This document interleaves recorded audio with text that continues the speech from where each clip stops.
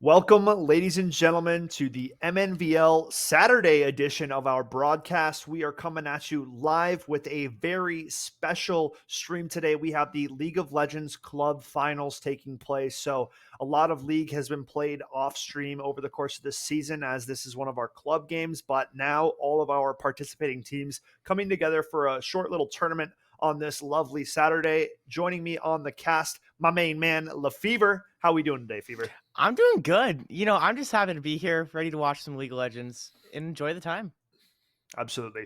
I mean, I could say the same thing for myself. I'm always ecstatic to get on and cast some League of Legends. This is the hometown classic in terms of video games in my department. It's what got me going in this scene, and always fun to come back and visit such a fun game. So, going to be kicking off the stream today with Apple Valley taking on Egan High School. So, all of our early rounds will be played in a best of one, and then grand finals should be looking at a best of three. So lots of League of Legends ahead of us, looking at about four-ish games, maybe 5 games on stream, hmm depending on how many the best of three goes. But overall, I think it's going to be a fun day here, Fever. Absolutely. I can't wait to see what Apple Valley and Egan have been cooking off stream for all these weeks.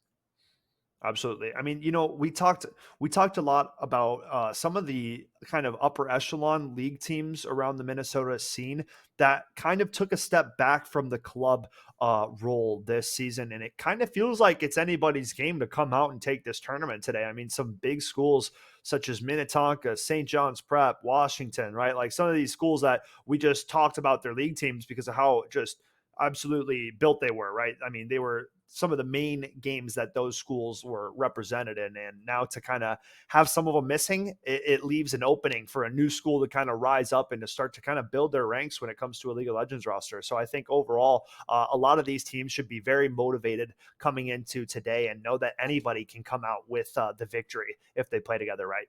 Right. It's absolutely a great opportunity for anyone to step up and take the throne of champion in this club tournament here. But we'll have to wait and see who is worthy enough for the role. Absolutely. And I mean, Apple Valley, a very competitive school, right? We've seen him on Right. Rocket League. We've seen him on Valorant. The Valorant school and team speaks for itself, right? So, got to assume that they are bringing that same kind of fire and passion when it comes down to it. I know that we will be not using the pro draft as we kind of have in the past. We will just be drafting through the client. So, for anybody missing champions, this is your motivation to make sure you start saving up your blue essence and you're getting all those key champs that you and your teammates need. Because at the end of the day, trading those champs in the champion select is kind of like it's kind of necessary. A lot of teams Right. prefer pro draft just because it leaves everybody unlocked, but that's unfortunately not going to be the case today. So going to have to draft wisely and really think about your picks ahead of time, because you don't want to.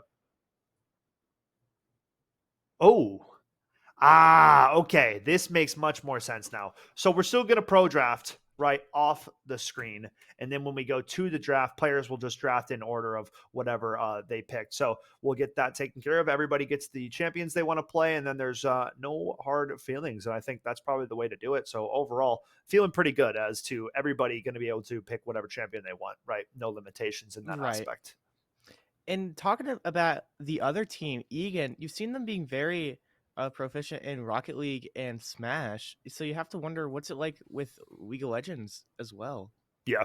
I mean, the MOBA game is just so much different compared to I swear, all other games that we kind of stream and cast. Like having Smite back onto our season was awesome. Getting to see teams play in a 5 setting on the MOBA battlegrounds. It's just like there's not many experiences like it. You truly do have to work together with your teammates at all times, right? There's just some things about MOBA team play that you just don't see in any other game because of how much team coordination does go down into it. So, things like communication are going to be key. Things like, listening to your teammates. I mean, I know it sounds crazy, but like, you got to support and help out your teammates where it's needed. So, my eyes are going to be peeled on these junglers, man. My shirt says it all. I'm a jungle fanatic. I'm everything jungle, you know me. So I'm going to be keeping a close eye onto how these junglers are pathing throughout the day. I really want to see what their prioritization is looking like, you know, because we've seen a lot of changes in the meta over the recent seasons. They've been trying to put more emphasis and resources behind Rift Herald, but overall, it still feels like Dragon meta is the way to play the game. Playing through the bot side still feels the best. So I think we're going to expect to see a lot of bot lane priority early on in this one as these teams are going to be contesting these dragons here, Fever. Right, but what I'm interested to see is like what you're talking about, the communication aspect, because it's super important in a game like League where you have to calm really well in order to stay on track and keep like tabs on, oh, who has dragon, oh, where are these other teams going, oh, where's the jungle at, are they going to Yep, ambush who, what, where. You got to make sure you're prepped to back up whoever is getting ambushed. There's a lot of things going into the comms in League, so I'm interested to see how the teams are able to communicate efficiently. for sure. I think we're just a few moments away. Apple Valley just running a little bit late on I think like a lunch or something, you know, getting ready to Right. go, making sure, you know, they got nothing else on their minds as you got to have that blank slate going into the start of a tourney. And I think that's exactly what these guys are looking at as we have started the pro draft off of stream now. So we'll be getting into it very shortly. Fever, I Mhm. want to ask you, you know, you're not representing the Egan community. That would be your dynamic duo counterpart in Gummy. But for Right. Gummy's sake, what do you want to see coming out of this Egan squad, right? Like you're going up against a squad like Apple Valley. These guys just can manage to be so dominant at most of the games that they're involved in, right? They just have that about them. So if you're Egan coming into this, what do you got to do to get the day started right? I think what you're going to want to do is just play really well and be able to play not as individuals, but as like a one solid unit, Mm-hmm. right? You're going to be wanting to be able to push as a team, like maybe from like different angles, just all at once, just one Yeah. big herd, I A guess. Yeah. herd mentality coming out of Fever. I'm gonna clip that and ship it. That's gonna be the motto for the day. It's the herd mentality, working together, not as individuals but as a unit. So not a bad thought, right? I'm excited to see what these teams are going to be building, right? Because there's different ways you can go about building a team composition. I think all of that is going to become very clear to us once we get this show underway. But as now we just gotta sit and wait patiently. I was just gonna say pay patiently. So Pay that's patiently. yeah, that's how you know we're just sitting here stewing Right. in the pre-tourney chaos, I ready will to go. say, I'm excited to see what these players have in store for us today. But in speaking of the players, for Apple Valley, we have Swagging Man, Zesty Demon King, the first Nico, Yep. Beefin, and Blitz Cranker. Yeah, Cranker. they have two names on their team that involve champions in the game. And Yeah, in my past, that has usually meant that those players really like to play that champion, right? So right, something tells me that we might see some bans targeted at just the gamer tags alone, right? You know, it's not always the case, but it seems to be a very common trend on League of Legends. A lot of name play with some of the champions in the game. I mean, it's always some fun right. going I on there. so But Nico might be getting banned from Egan just yep, just swiftly and right off the bat. yep. But speaking Nico of, and Blitzcrank might be yep, taken out of shop here for game number one, but we'll have to see how that all plays out. right, and you got on the Egan side, Sneak and River. We got Eek, Keshin, Keshi fan. Number one Keshi fan, Okay. Aho player, and then Aho. Okay. Shidon. Yep, Shidon. Okay. Aho player. Aho. Gotcha. Yep, 100%. So Yeah, we'll man, have. this is good. Sun's Yeah. coming out. That's how you know it's a good day. Sun's coming out. They know round one League of Legends tourney starting soon. Man, Mm-hmm. I'm excited. It's been since state finals since I've casted League of Legends. Last state Right. finals when we had Tonka come through, claim that championship win over St. John's Prep. That was a battle of a series that we had. But now, like we said, some of those big dog teams will not be in competition here today. They are out on the sidelines scouting out these other squads trying to duke it out for this club tourney title. I think it's going to be some fun though, Fever. Like I said, you know, Right. always fun to be casting League of Legends, and it's just once you're into it, right, and you're in experiencing these team fights up close, man, you're not going to know what's going on, but you're just going to be like, oh my god, Sketcher. I mean, that was so much excitement and fun packed into 20 seconds, and then we got to do it all over again in like 40 seconds time, because it gets to a point where there's just big fights after big fights, and it's what we all come for when it comes Right. down to League of Legends esports. So It's the back-to-back action is what we come here for League of Legends. absolutely. Mm, Big damage, crazy outplay, whatever it's going to be. League of Legends has it all. So I'm very excited, and hopefully we are getting into this very soon here, Fever. right. We'll have to wait and see. So Have you to want to wait play and rock see. paper scissors now? No, I don't want to play rock paper Oh, scissors. What okay. I'll do here, I'll show you guys my awesome shirt. I got this a few years ago. Look at what I got on here. I got Smite is all jungle related. We got Okay. Drake. Oh wait, wrong side. Drake. So your dragons. We got Nasher on this side, big objective, and then we got Gank on the bottom. Right, right, Smite, right. Drake, Gank, and Nash. The No, that's jungler good. lifestyle. Yep, That's good. it really is, man. It took over once I became a jungler. I started my league career playing top lane, and I transitioned into jungle after a little bit of time. It creates a mental fortress that you kind of slowly have to build up over time, because Right. you're kind of the team's blaming tool, right? If the game's not going good, it's the jungler's fault. So you know True. you, you got to get built tough. So Right. excited to see what these two teams are going to be cooking here, Fever. Moments away from finishing pro draft, and then we'll be loading into game number 1, folks. We appreciate your patience, and hopefully we're going to be experiencing some awesome League of Legends gameplay delivered through our club tourney here today. Nothing but excitement. I'm actually going to click this league spot link real quick while we're still waiting here, because I Yeah. need to get a look at some of these other squads that are competing in today's matchup. So you hold down the fort for a sec, Fever. You let me Right. get this. What I can't wait to see is what other champions we're going to be seeing banned from these other teams. Because, of course, Apple Valley with tags like Nico and Blitzcranker, I wonder who they're going to be playing, and I wonder who Egan's going to be banning. So I'm excited to see what Egan has up their sleeve in terms of who are they going to be playing. All But going right. to draft here. Going into draft, folks. It is time to get this show underway. We have Egan on the left side representing the blue side of Summoner's Rift, and it will be Apple Valley on the red side. An early Katarina ban getting taken out from the side of Egan, a Zach ban coming out Okay. for Apple Valley. Zach has been actually like one of the most broken champions in the game recently. His solo lane win rate and top lane has been egregiously disgusting. It's like a 56% win rate or something like that. So to see him getting banned makes sense. Apple Valley keeping up to what is meta. Now, Tristana ban is interesting. She's not the most meta 80 carry right now, but I'm sure that is targeted towards Aho player Oh, the down at the bear. ADC. And the Volley Bear, the Ursine, getting taken out. Gotta love some Volley Bear, dude. No, He's I a love beast. Volibear. Fiora, I Okay. absolutely despise that champion, so that's a good ban coming out from Apple Valley. And Gragas, one of my all-time Okay. favorite champs, coming out early from Sneak In River. I'll drink you under the table, scrub. That's the Gragas quote for you. You can Rebel hardly Rouser. make out, yeah, the rabble rouser.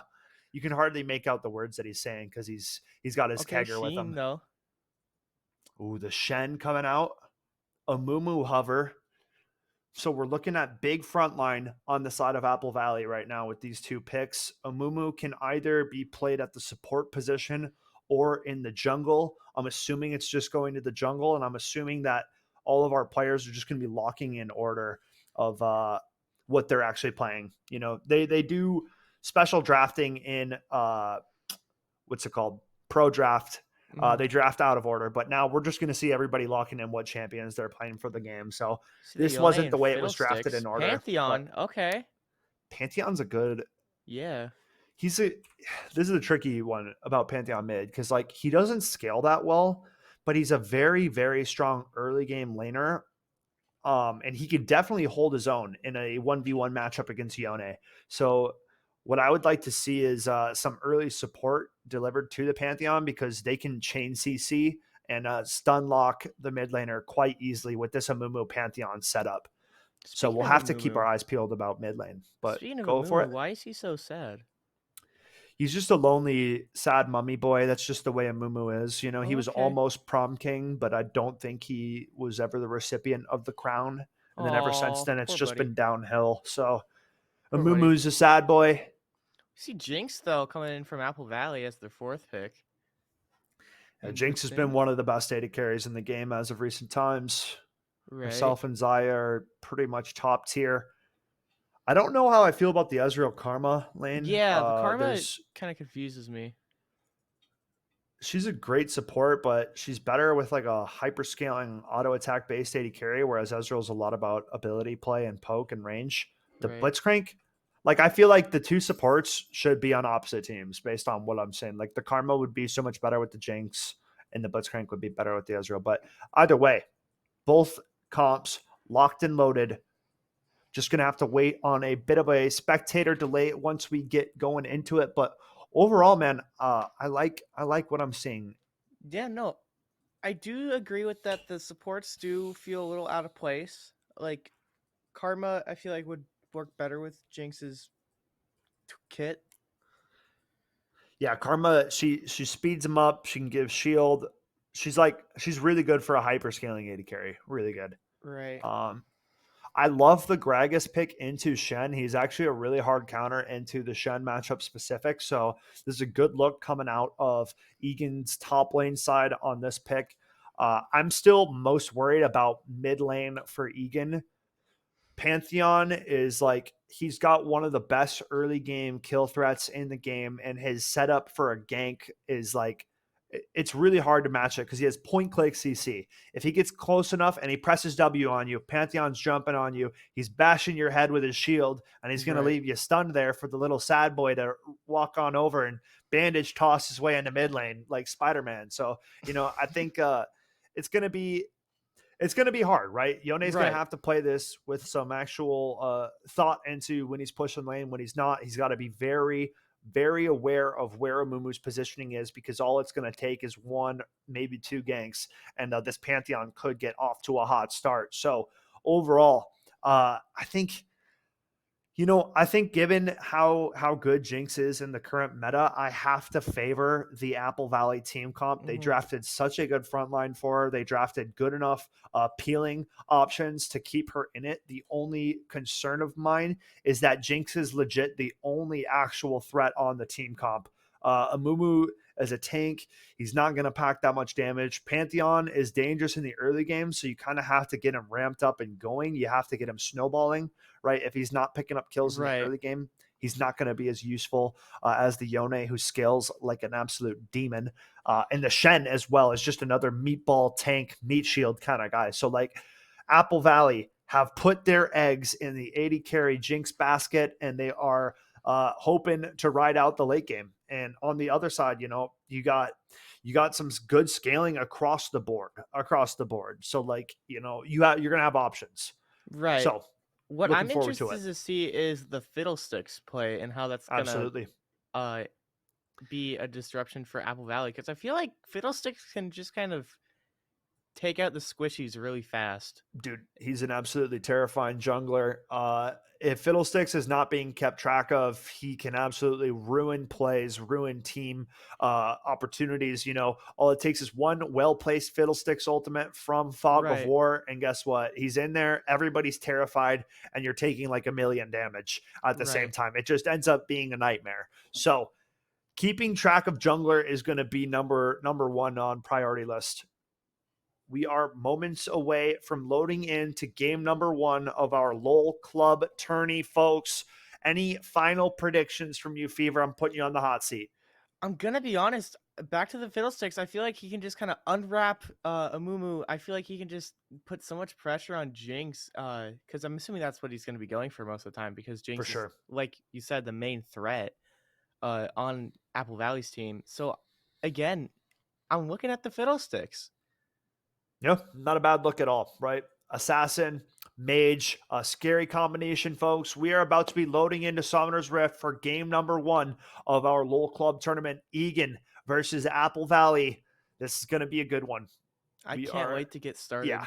Just, I mean, that's just the point. This is the hard thing about Cast and League is like, dude, we sit here and we talk about the game for like 10 to 12 minutes with all the drafting shenanigans going on, and you're just thinking about all the possibilities. What could go Right. wrong, what could go right, both ends of the table. We are loading in just a few moments, folks. Grab your snacks real quick because when we get back in like 5 seconds here, we are going to be loading into the game. So moments away, but Right.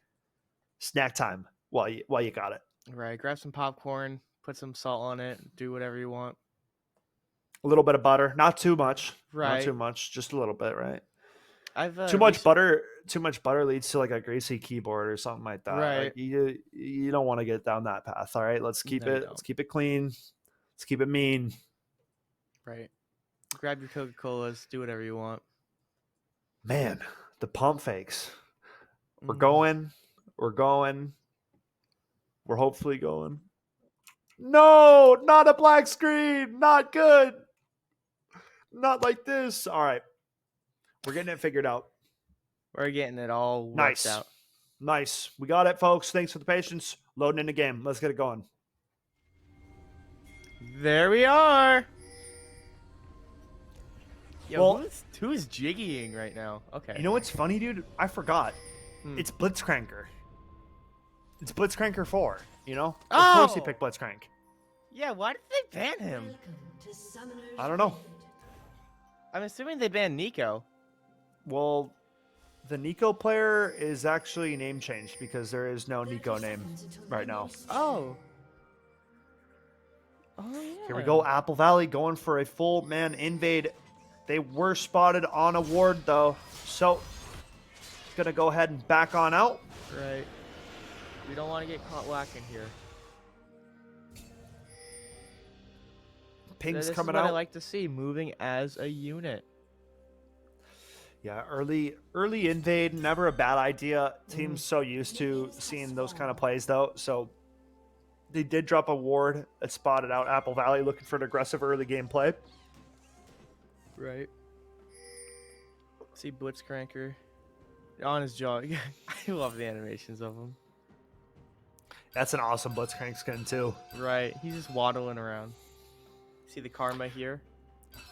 So both junglers starting in top side, something to note. Both junglers going to be clearing down to their bottom halves of the map. You see Zesty taking on some mobs.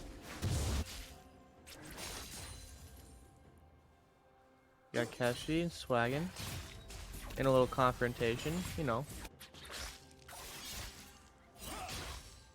Kind of just respecting each other. Don't want to put too much commitment. Not this early, anyways. Yeah, this is what Pantheon does so well. Right. His little Q poke is like, it's like he's melee, but he's not melee. He's got a little bit more range than a normal melee. Oh, misses out on the max Q, though. Right. That hurts the trade a little bit. Couldn't quite punish it enough. Blitzcranker hanging back. Level 2 advantage.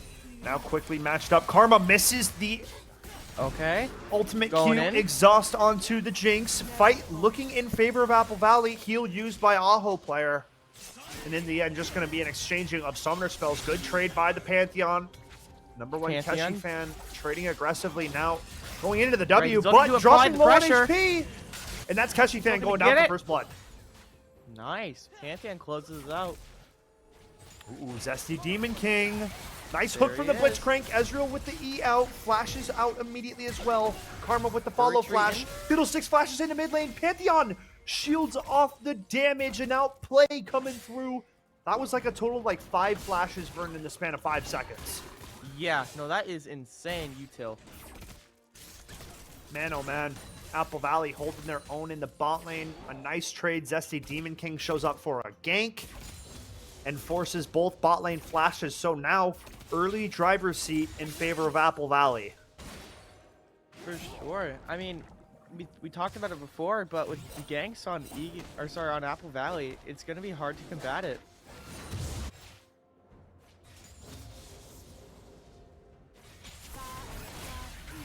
This is played here. here. Grab from Blitzcrank. Karma hooked in to damage range. Gonna go down. Zesty Demon here. Ezreal drops. Double kill for the Jinx. And that's a great start for Apple Valley.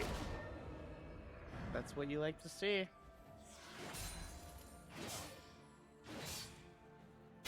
Shen and Gragas just hitting each other with wet noodles up in the top lane. Right, we're just kind of watching tanks be fun. Tanks. Right. Gragas pretty low on mana right now, so Shen should be able to trade aggressively with him. Right. Yeah, Sneak is not in a favorable position right now.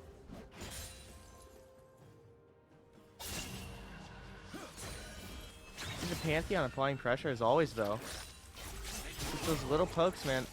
Ooh, nice NATO from Keshi fan. Pantheon trading back aggressively, though. Trade going well in favor of the Pantheon, and this is that early laning prowess that I was talking about. Pantheon, such a beast. The roam up top lane from Blitzcranker. Gonna hit the Gragas after flash. Not enough damage to take out the Fat Man. So he's gonna sneak out under tower. Yeah, Sneak's looking to retreat at this point. Oh, dude, I didn't even try to do that. Sneak under tower, sneak in. Man. Sometimes you're just too good for your own good, you know what I'm saying? Right. You think you're so cocky and just, nah, you don't. You can't I really wasn't even thinking that was his name. Like, I just... Look at the roams from Blitzcranker, though. Leaving Beffin in a little bit of a hard spot in bot lane now. Keshi fan very low under mid lane. Oh, and now... Pantheon just sniping. Look at Fiddlesticks. Behind enemy lines in the enemy jungle here. Taking away some jungle from Zesty Demon King. And now Blitzcrank might be in trouble? Yeah. Oh, he should be okay. Under his own tower. Yeah.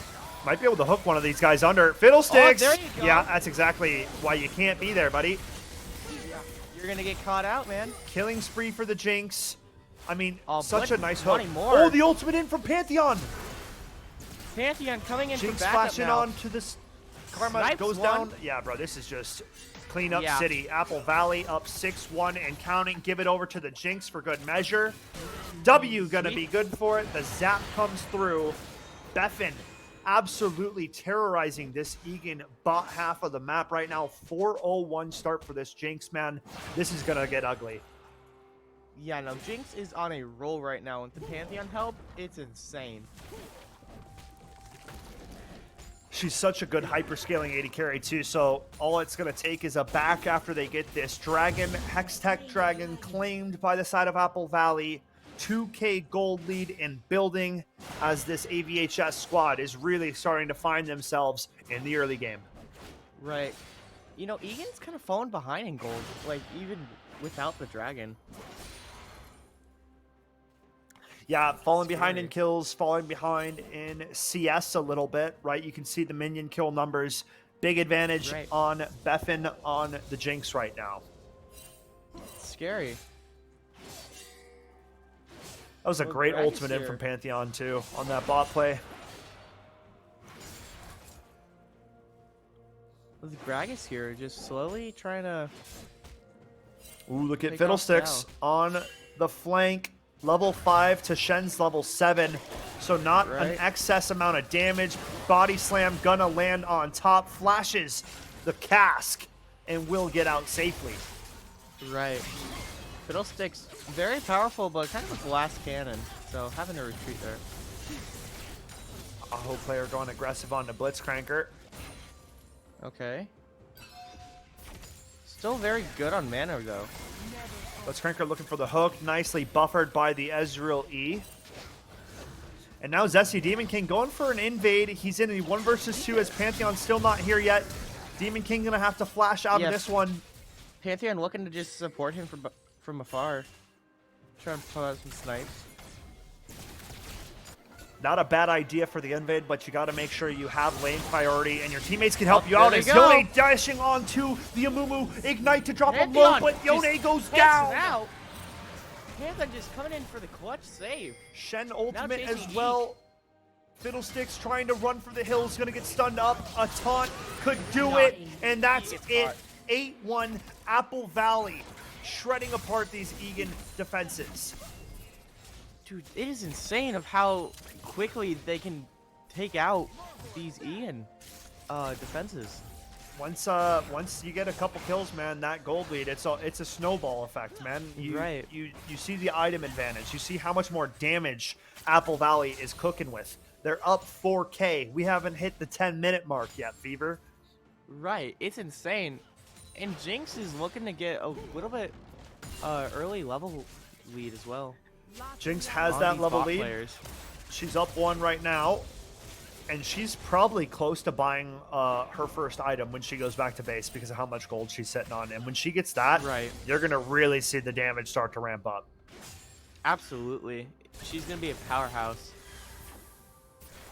As your ulti not going to land onto Blitzcranker. Double buffed up Pantheon. This is not a trade you want to take, Yone. No, he's... Pantheon's E literally denies all damage that he's receiving in front of him. Yone keeps trading into that. And he's literally not doing any damage. Like it blocks all the damage. I kid you not. Right. It is, the number is 0. It's 0. I'm not saying that for, a dramatic effect. That's what the ability does. So Yone gotta realize that and immediately leave the demon form when he starts to trade and Pantheon uses his E. Because it's like a double-digit second cooldown. 10 seconds or longer. So you definitely have a window to trade. Ooh, good damage from the Gragas. You gotta make sure you find that window. Look at Fiddlesticks showing up through lane. Bot lane doesn't know he's here, but this Jinx is so strong it might not matter. Amumu showing up late to the party. The Pantheon ultimate is in. Okay. Shidon flashes out. Looking to be Aho a player very low. Amumu bandage toss going to land on a 1. Jinx finds another. Karma running for the hills. Apple Valley are absolutely lighting up the map right now. Insane work. The way they just turn the tables and just Pantheon coming in, and then you see a Mumu coming in from the top. Now we're going to take out this tower. Ooh, Fiddlesticks is ulting on top of him. Big flash in the W. He gets 1. Can he get more? Not going to happen. Zap to take him out. He will get a second on 2, the Pantheon. So, nice shutdown going over to Fiddlesticks. But this Amazing Jinx... tower damage. Yeah, that's the Rift Herald coming through.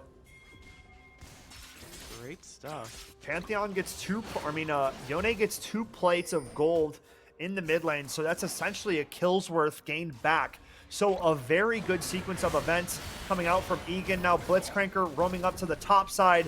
Gragas in a bit of trouble. Sneak in River flashing out for safety. Trying to run for the hills. Will It's belly not gonna flop be enough, out. though. Knocked up. Yeah, he's just too tanky. Blitzcranker Right. doesn't provide damage. Neither does the Shen right now. This Gragas is not to be trifled with. Absolutely. But the way they were able to keep up with the Gragas, even with his flash, that's what he's got to look out for. Yeah, that flash now onto a 5-minute cooldown. Fiddlestick showing up to the top lane, looking for a gank onto Shen. Will taunt to safety. Yeah, Fiddlesticks going in the jungle. What's he doing? Abubu starting up that second dragon now in favor of Apple Valley. 2 of Apple Valley in, coming out of spawn, or base. We're gonna get that second dragon now from Apple Valley. Nicely Abubu finds done. it. Amumu picking himself up that dragon.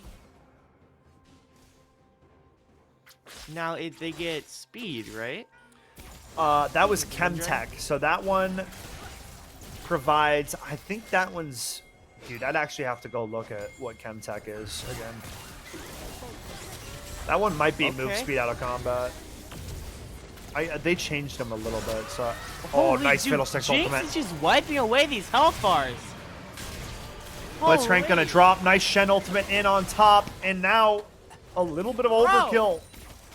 Fiddlestick's gonna go down. Jinx up to 6-0-3, and with that Kraken Slayer, you see those HP bars just disappear, like you said, Fever. Dude, the damage output's insane from Apple Valley.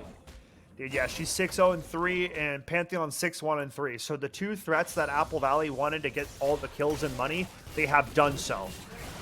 Nice combo from the Gragas, opening things out nice. Pantheon There's absolutely Pantheon. shredding Keshi fan. Nice flash on the last Q as that could have done it. The last Ignite tick will bring him down to minuscule HP, but he will not fall. Blitzcranker, gosh. though. Look at Blitzcranker. Oh, he's got to back up. Blitzcranker coming in out of nowhere, trying to snipe him under tower. Couldn't quite find it, though. Nice taunt in from Shen up top. Sneak in River, getting tagged up quite low. Will Everfrost onto the Shen. Even with the tower pressuring him, just Gragas is so beefy. Yeah, he's not even building full tank either. He's building like mage hybrid right now. It's just Right. the art of Gragas. Insane. Also, the level lead is getting scary here. Ooh, for Blitzcrank Cook Apple almost Valley. napped Karma. Fiddlesticks bottom river looking for an ultimate in. This could be trouble. They're walking right into it. Little do they know. There it is! Fiddlesticks dropping the HP bar so low, and the Ezreal ultimate gonna come through for a snipe on the Jinx. Shut down good for Aho player. Insane work, Nicing Pantheon. Send them off from afar. Fiddlesticks coming in. That's a dead Fiddle. Yeah. Fighting off more than you can chew, man. Disrespecting the Blitzcrank, and he's gonna put you right down. Right, sorry. You're great. You're a great champ, but you're not 3v1ing. Yep, not 3v1ing. Fiddlesticks is a lot different when he's coming at you from in lane compared to when he's in Fog of War and he pops up on his time. Right.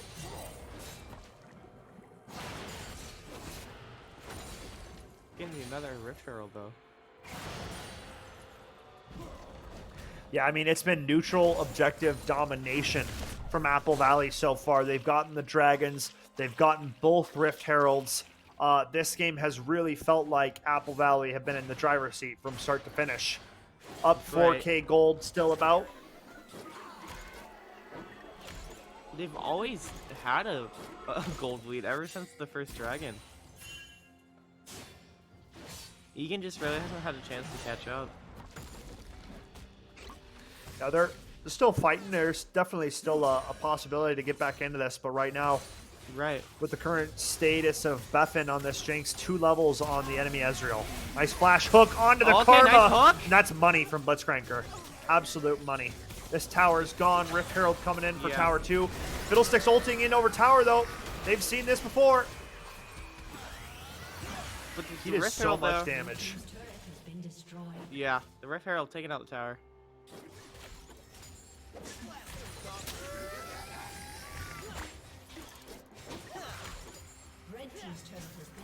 Wow.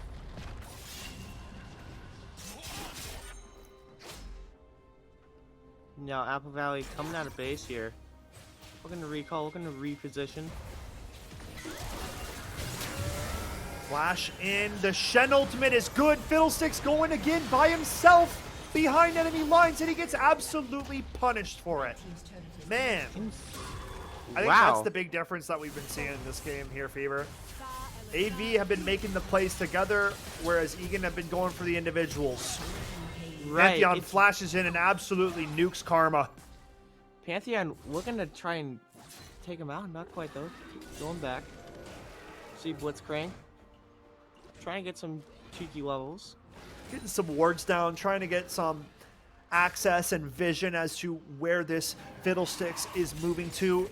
Third dragon on the cards. This is the Cloud Dragon. This is your move speed out of combat that you were looking for, Fever.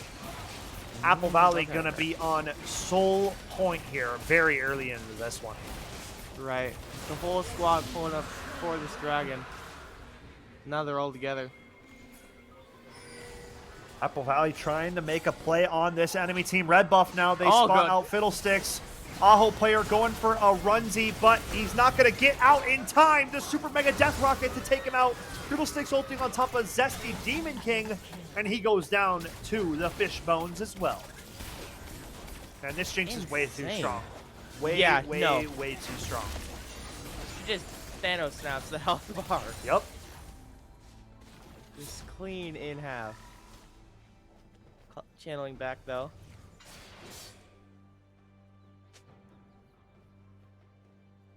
Blitzcrank returning the base. Jinx back in as well. Let's see how much gold she spends. She's going to complete her second item guaranteed. Oh, nope. Going for another wave before doing that. Okay.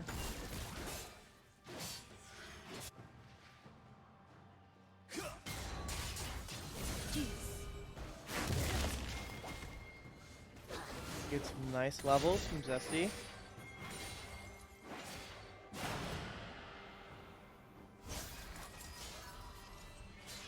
You know, if one thing that Egan can count on, it's this Gragas, man. Right now, He's yeah, been they can holding count down on the him. fort this entire time. It's kind of the Gragas way. Oh, Pantheon Right. looking for a lonely Fiddlesticks on the run. Blitzcrank hook gonna miss, but something that doesn't miss is that super mega death rocket, man. Beffin has been on one. Snipe after snipe tonight. I mean, this morning. Tonight. Tonight. We're a long ways away from tonight right now.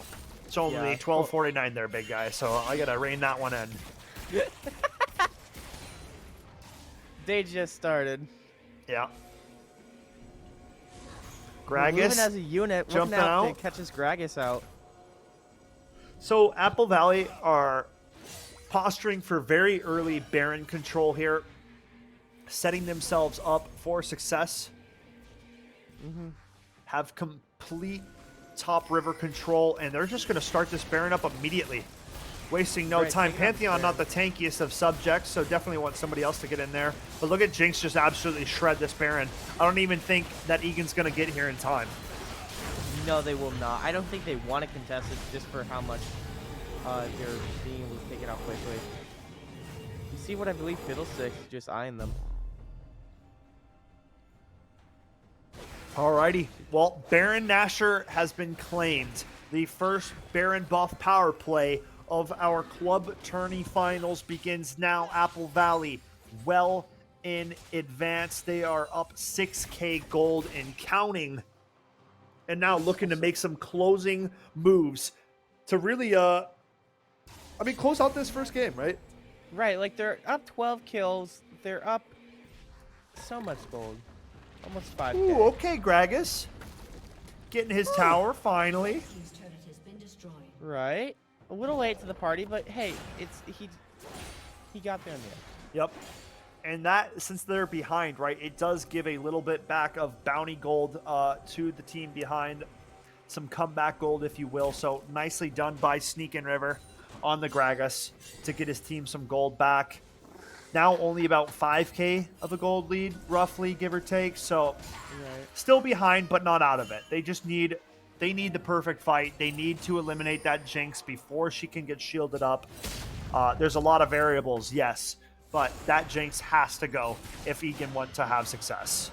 Right, down but not out is what Egan's mindset should be right now. Gragas looking to defend his tower, but can't really do anything. Fiddlesticks ulting in. It Fiddlesticks does not coming in, hit the though. Jinx. Will take out Blitzcrank for their troubles. Super Mega Death Rocket puts Fiddlesticks down to 1 HP. Beffin gets hooked up for the time being. Exhaust onto the AD carry. Shen ultimate as well. Jinx popping off in the back line. Drops 2. Pantheon ultimate in for good measure. Insane But it's Apple work. Valley. Yeah, just Apple Yeah, Valley. no, Apple Valley's just too much of a force to be reckoned with here. Taking out the second tower. up The top. thing too, man, if you're going for these engages and you're Egan and you're not getting onto the Jinx, it's a lost fight before it begins, man. Right. Nobody else matters on the team. Like, they are tanky people who are there to soak damage so that Jinx can kill the whole team. She's 11, 1, and 4. Pantheon's an assassin, right? So he'll do big damage to the squishies, but Jinx will murder everyone. It does not matter your HP bar, right, Fever? I mean, we've seen it. Her AoE Right, we've seen it damage time and is time again. way too much.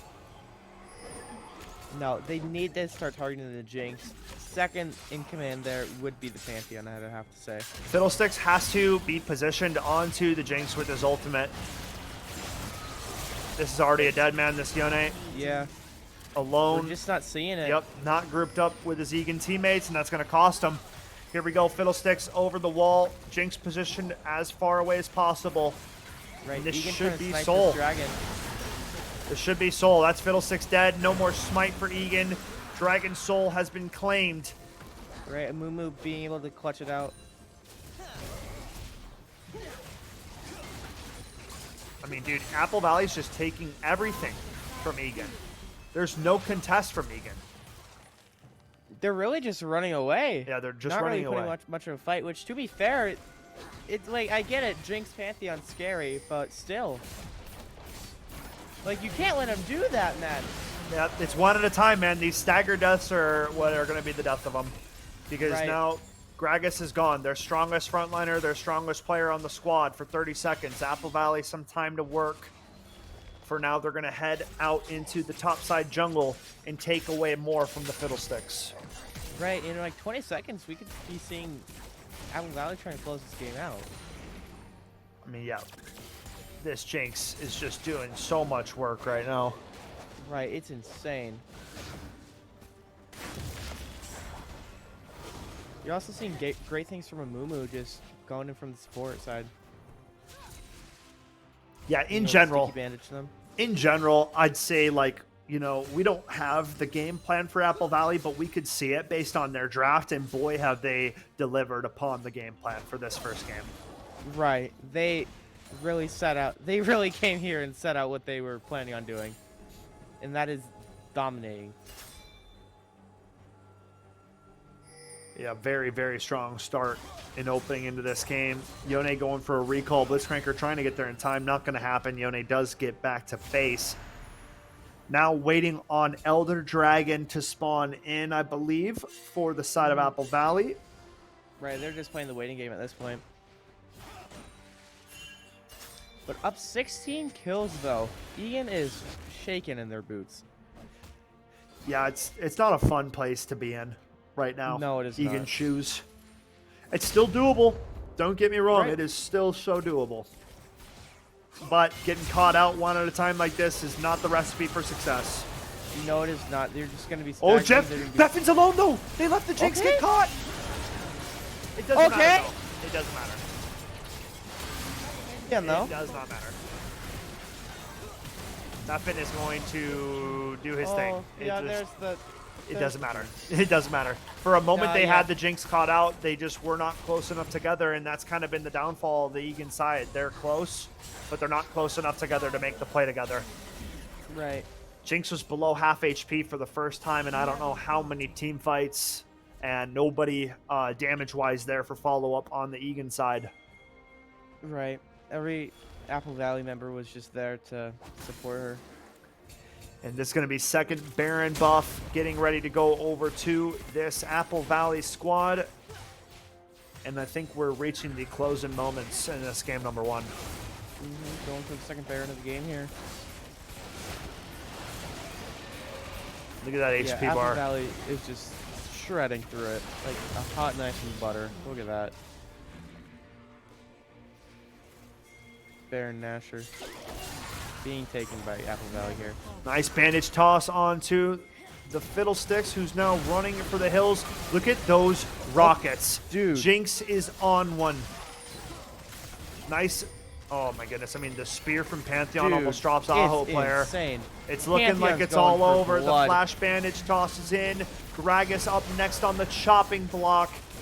Down goes the big man. And look at Jinx. 16, 1, and 7. Insane. Game, set, Apple match. Valley. Apple Valley have shown up to play today. Jinx gets an ace at the end of the game. Yeah, that's going to do it. Yep. Holy, bro. What an insane game we just witnessed from Apple Valley. Yep. I mean, very well played, coming out of both sides of it, but in the end, it is the teamwork that reigns supreme from Apple Valley. The neutral objectives all game long, it felt like Apple Valley were in control. All game long, it felt like Apple Valley were dictating the pace of play, and that's kind of how that one played out there, Fever. Right, like we were talking about time and time again, the Jinx, the Pantheon, they were just controlling the flow of the entire game. The entire map was in their hands, it seems like, and it was insane to watch. Yeah. I mean, an explosive game coming out. I love the teamwork and team play we saw out of Apple Valley. Cross-map rotations were on point. They had plenty of pressure across the map. And overall, I mean, I think just really solid performance and play coming out of Apple Valley to kick off our League of Legends Club tournament, folks. Thanks for all of you for being here. We are going to take a very short break. But when we come back, I believe we have Roseville and St. Thomas Academy kicking it off next. So don't go anywhere. Plenty more League of Legends coming up after the break.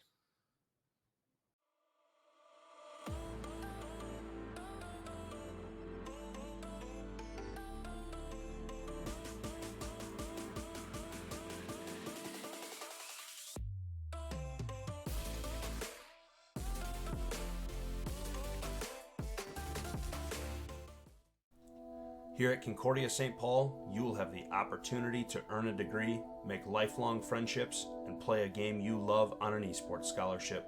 For more information, visit csp.edu/esports.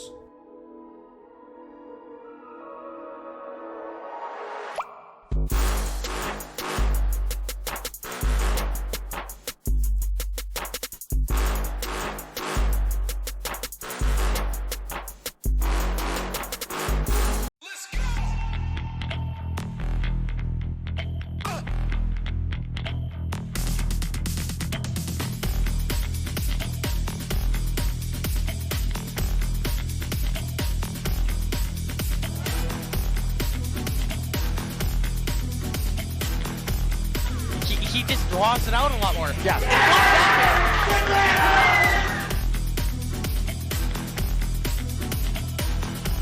Rupture Panda throwing that now. Rupture Panda kicking off the Hodgepodge. It's Hodgepodge. Hodgepodge coming in with the hot. firebomb. That's gonna do it.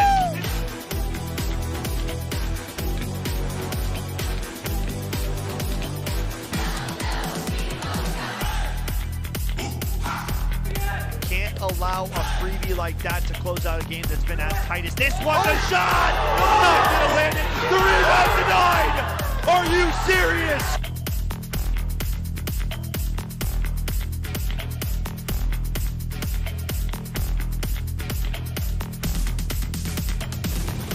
Don't tell me it's a third! Take fourth! What? What?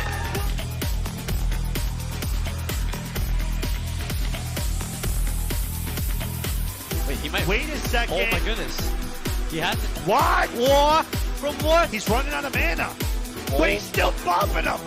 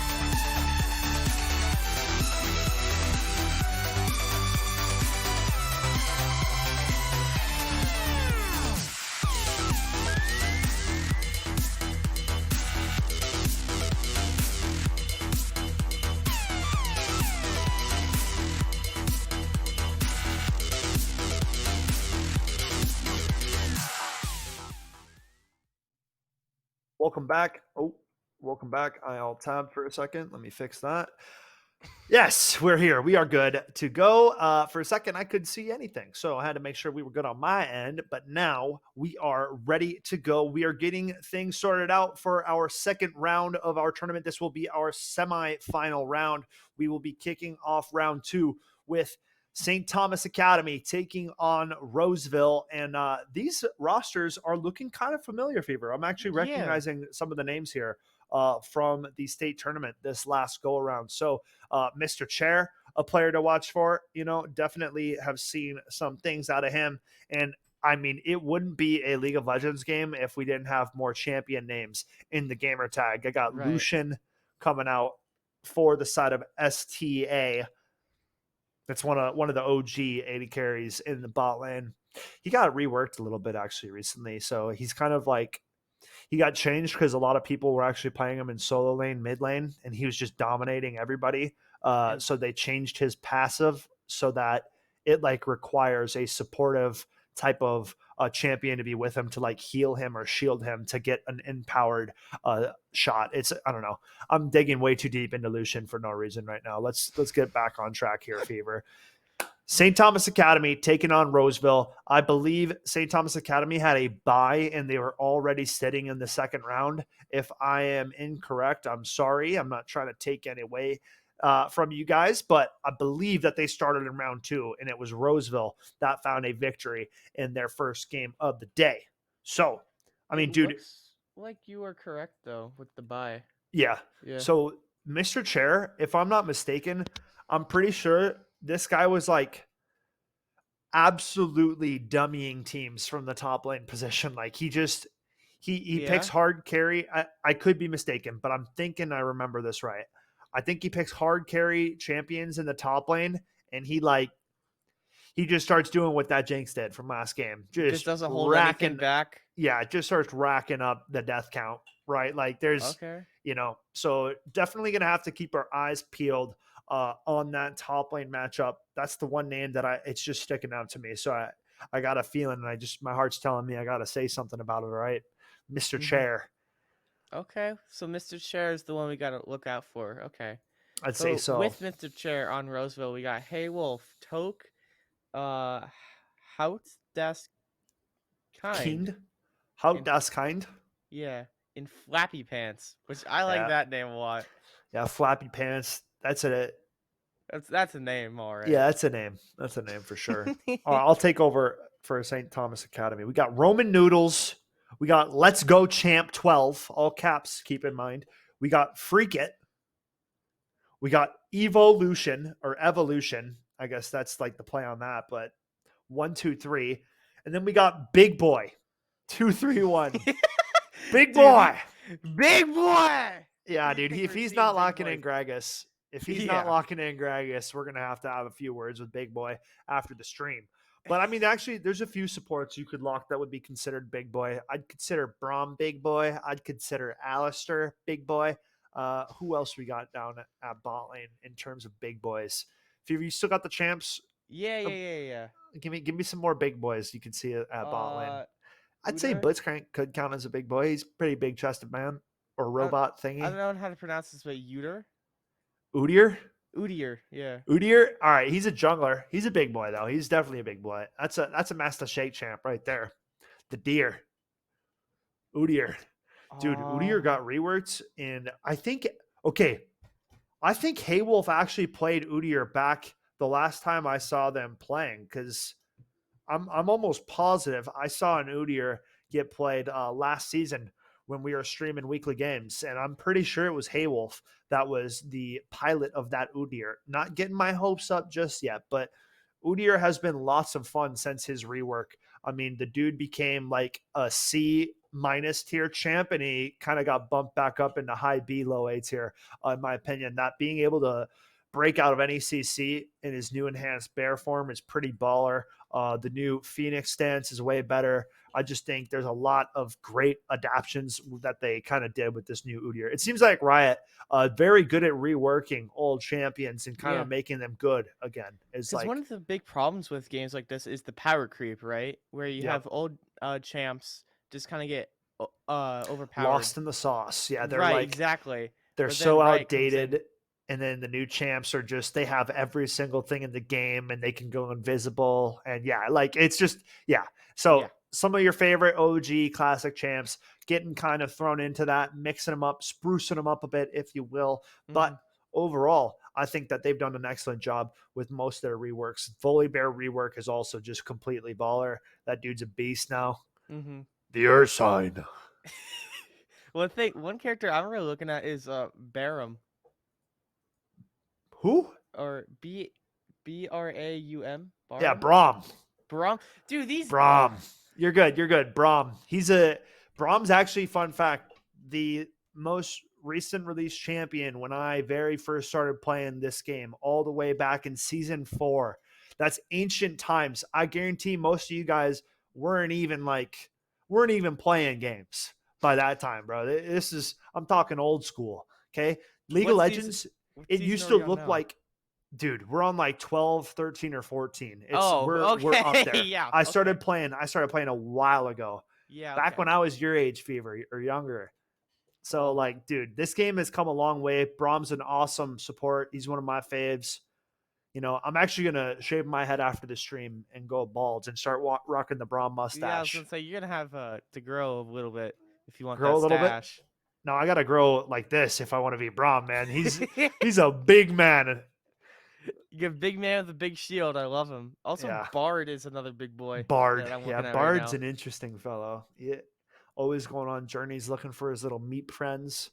You know, let's Okay. all right. I'm in need of a status report for this pro draft, if possible. In Beautiful. pro draft. Beautiful. Draft just finished. Yo, real quick, Fever, is that a Scion battle axe behind you up on that cabinet? Because that's looking very familiar. Are you Or gonna is be dis- that a Are you is gonna that be a disappointed if I say no? no? I won't be disappointed. It's I the mean, God of War I axe. was gonna say that was my next guess. Or is Yeah. Kratos's God of War axe? And that's I No, mean, I'm a big fan of God of War. So I big have an fan. axe. There you It's go. real, He by has the an way. axe. It's real. Yeah, real redwood, real steel. All right, we'll keep it over there for now. We'll keep Yeah, you yeah, yeah. safe. We'll keep that out of your hands. I don't think we need to see you become God of War. Your beard just starts growing as you Right. start to pick up the axe. It's That'd all be fun and epic. games till a fever grows a beard. Yeah, man. Hopefully that's not for a few more years to come. You got that youthful bliss to you. So, folks, I think we're done with the pick or pro draft. I think we are moments away from getting into draft. So, we can now bring ourselves back into the League of Legends world and leave Kratos behind for the time being. There's a few champs in League that give me Kratos vibes. So who knows? Maybe there's a Right. world where we get one of the axe wielders coming out in this Okay. game. Oh, Lux Lux gonna be ban. the first ban of this one. You know what? I respect the Lux ban because honestly, with the death beam that she has, I'd ban her too. We've got Mr. Chair's the mid laner. That's what it is, dude. It's all coming back to me now. Mr. Chair plays a ton of Warwick top lane, but for his team, he plays mid lane and he plays Oriana, is what he's played in the past. It just all hit me right now seeing him Okay. lined up in the mid lane position. A But Caitlyn when he ban is plays solo interesting. queue, he mainly plays Warwick top and he's like masters level. So very talented player, plays mid lane for his team because he's a team player. So Yeah, here Victor, Caitlyn. Oh, what was the other one? Viego. Viego. Ooh, Okay. the Ornn coming out versus the Mordekaiser in the top lane. It's Okay. going to be a fun one. Another Amumu pick coming out. So the little sad mummy boy doubling down on the appearances on the stream today. I didn't know. I'm a fan of the Amumu. He's not too shabby. Yeah, no, I like the little guy. Skarner is something. Okay, he just picked the Oriana too. That's crazy that he still picks the Oriana. But I remembered it. All right, there we go. There you go. Kane getting banned out. No Kanye today. Kaisa. Kaisa going away as well. Okay. Syndra Oriana, dude. This is one of the most like classic mage controller mage matchups in the game. Both these mages are old school. Are they Been, now? been in the game for so long. Yeah. This used to be a matchup in mid lane back in the early season days. Like, oh, we're not Okay. banning? Missed a ban on that one. Well, it doesn't matter. I mean, these guys are already picked anyway, so Guess not. I gotta say, I'm liking the look of Ornan. I've never seen Ornan before, but I'm gonna be honest, I'm being a big fan of him. of who? Uh, Ornan? Orn? Yeah, Orn's a Yeah. beast. Absolute beast. So Excited to see some gameplay of that. Orn's got this rare passive where once he reaches level 14, I believe, he can start to upgrade his teammates' items. Oh, 14, 15, 16, and 17, or 13, whatever it is.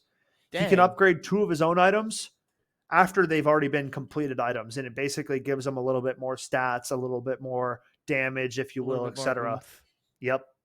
And we Okay. did get one of the big boys in the bot lane. We got the Alistair. That's what you like to But see. it's not Big Boy playing it. Flappy Pants It's 06 Flappy rocking Pants playing it. Alistair. Yep. Big Boy is playing the Pike, who's, I mean, dude, this guy is one of the most unique supports in the game because he doesn't do a lot of supporting. He does a lot of killing. His ultimate from the depths is one of the sickest ultis in the game. Or maybe it's your cut. I can't remember what his It's Death ultimate from name Below, is called. is what it's called. Death from Below? Okay. From the Depths is Nautilus ultimate, bro. I was getting confused for a second, No, but you're good. Death from Below is Pike's ultimate. So this guy, basically, if you get to a certain percentage of HP, like 33% or lower, I think, he can execute you with his ultimate. And not only does he get kill credit, whoever is the primary assist gets all the kill gold as well. So Oh. it's basically like you're getting 2 kills for the price of 1 with his ultimate. And Oh. if you finish him off with that ultimate, it gets reset. So you get to use it again. So like Pike's had some montage plays where like, yeah, he gets like 4 kills in like 2 seconds. He just he jumps up. You'll see it. He like jumps up into the air and then a giant X pops up on Yeah. the ground. No, I'm looking at Yeah. it right now. And It's if they're in that dope. X, it's we'll see you in 30 seconds, buddy. You know, you're Yeah.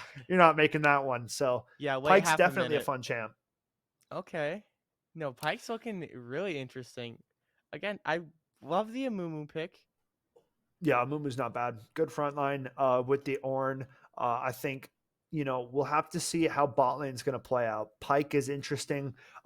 In the Alistair, normally you see Pike picked into like squishier composition, easier to take them out, but the tankier supports, it's a little bit harder. Pike has a hook to pull into range with like the likes of an Alistair, which he Right. could use that to use like his own combination to set up off of it. So like we'll just kind of have to see how things play out Right. overall. But excited to get into it. Seeing a lot of similar picks though, seeing Mr. Chair stick with that Oriana comfortability. He has absolutely torn it up every single time I've seen him on the Oriana so far.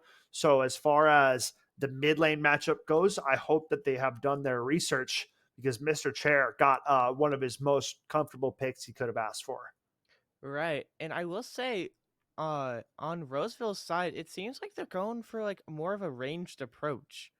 Like with Skarner and Mordekaiser being the up close, while the other 3 are just kind of ranged.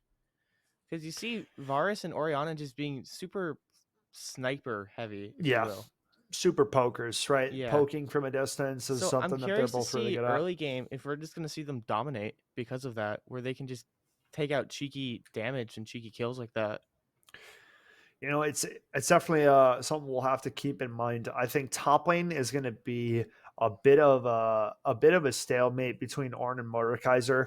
Neither one does a heaping amount of damage, right? Mordekaiser might have a slight edge, but Ornn has been good since he came out, dude. He's been one of the best top laners in the game, especially when it comes down to fives scenario. His team fighting. I mean, wait till you see Call the Forge God and you see the giant ram coming down the middle of the fight.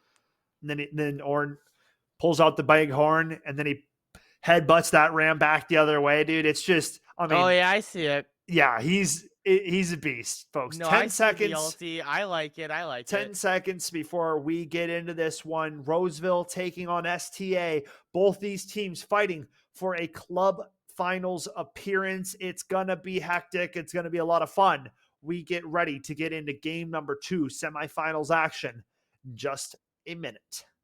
But man, oh man, what are you looking for, Fever? Give me some bullet points that Fever's looking for in semifinals. I got all the champions pulled up right now. I gotta say, I'm curious to see the Pike. I'm expecting some big things from him, especially with the ulti. Orin's looking pretty nice, and from Roseville, I'm interested to see the Skarner.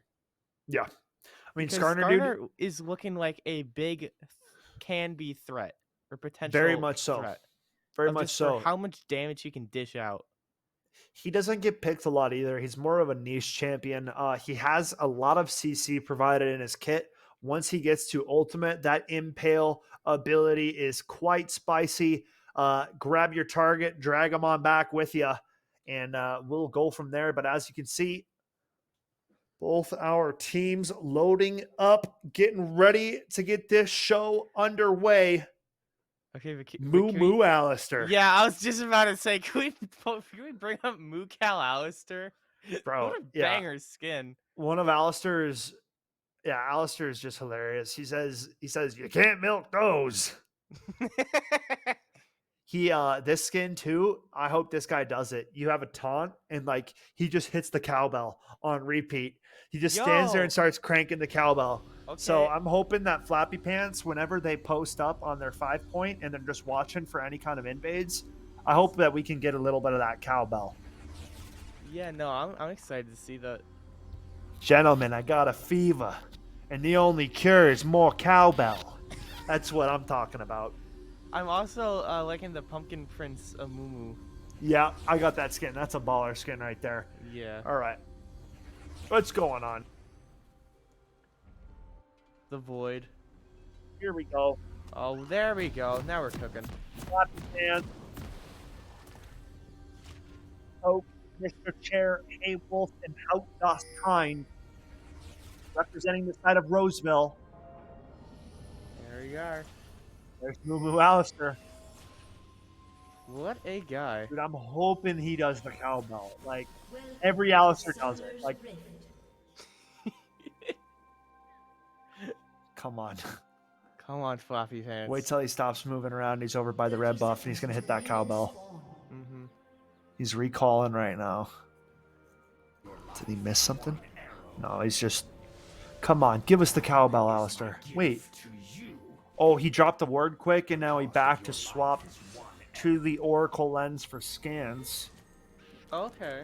Interesting to swap out as the support this early, because wards are, like, very crucial up until your item is available to drop wards. So I wonder if that might actually pay out to harm them in the bot lane right now, because if your AD carry is the only one who's dropping wards for the time being while your support's waiting on his item to come up, might not be the best, but that is in the future.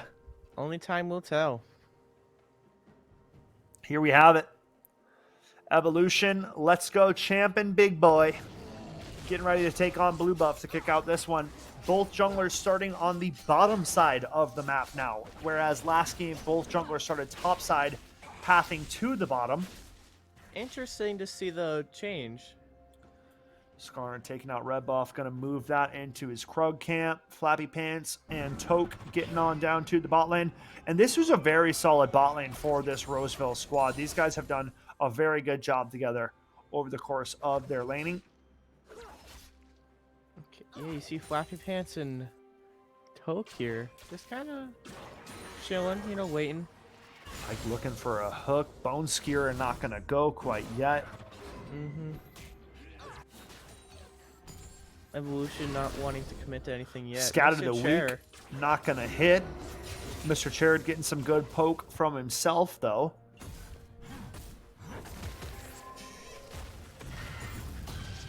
Nice grab and pull from the Mordekaiser.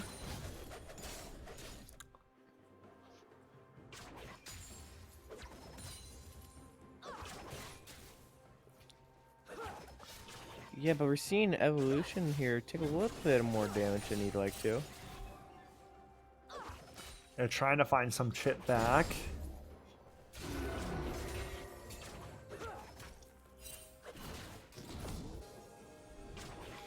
Flappy Pants clearing out this vision. That's what you like to see. Taking care of it. And both junglers just opting for a full clear, really optimizing their early game pathing. Right. Speed running the levels right now.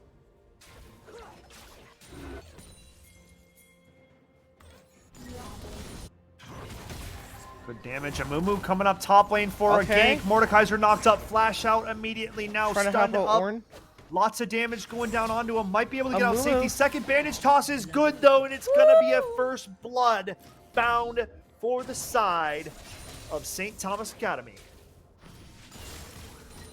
Ornn getting some help from Muma there really paid off. Good damage from Oriana.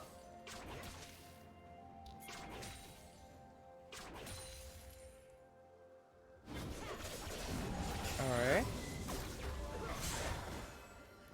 Skarner now showing up in the top lane, starting to fight this Amumu, but he's in the middle of a 1 versus 2 with nobody to help him out. Haywolf realizing he bit off more than he can chew, and he's got to flash out to safety.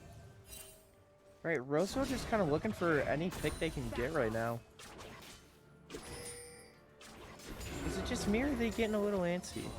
Definitely a little antsy. I mean, right there, you know, Haywolf is by himself. You're and right. he's in the middle of a 1 versus 2, and, you know, it forces him to lose his flash. So now he's going to have to be extra cautious and defensive, as Skarner doesn't really have any, like, escapes in his kit. So no flash is going to be a little bit troubling. But now Let's Go Champ on a bot lane gank. No vision for the support. And this is literally what I was talking about.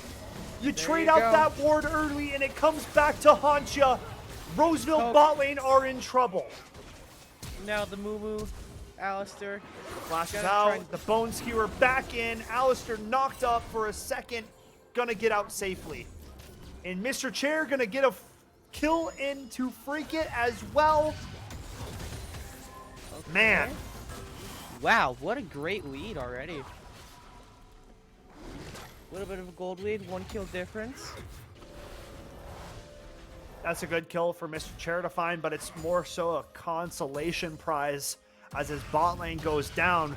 Right now, Let's Go Champ definitely getting the better out of these early pathings on the jungle, right? Forcing out some flashes, gets a kill in both the top lane and the bot lane. So really having some solid impact out of the gates here for this Amumu.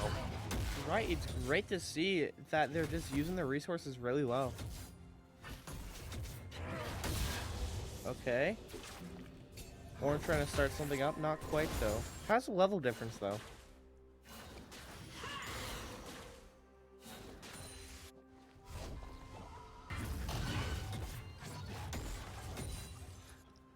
Oon's trying to channel.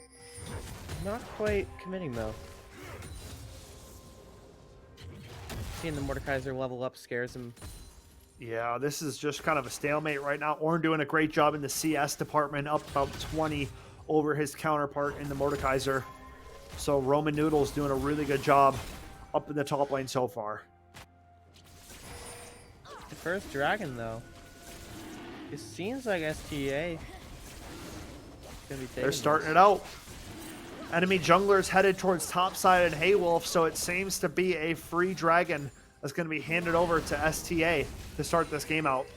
Right, we'll have to see if Rosso wants to try and combat it, but it looks like they're just going to let them have it.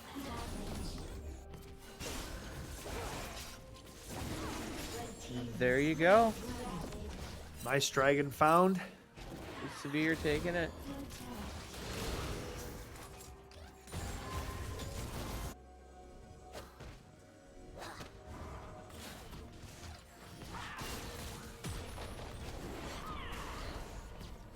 A little bit of tower play here in mid. Mr. Chair on the Oriana looking to catch Freak.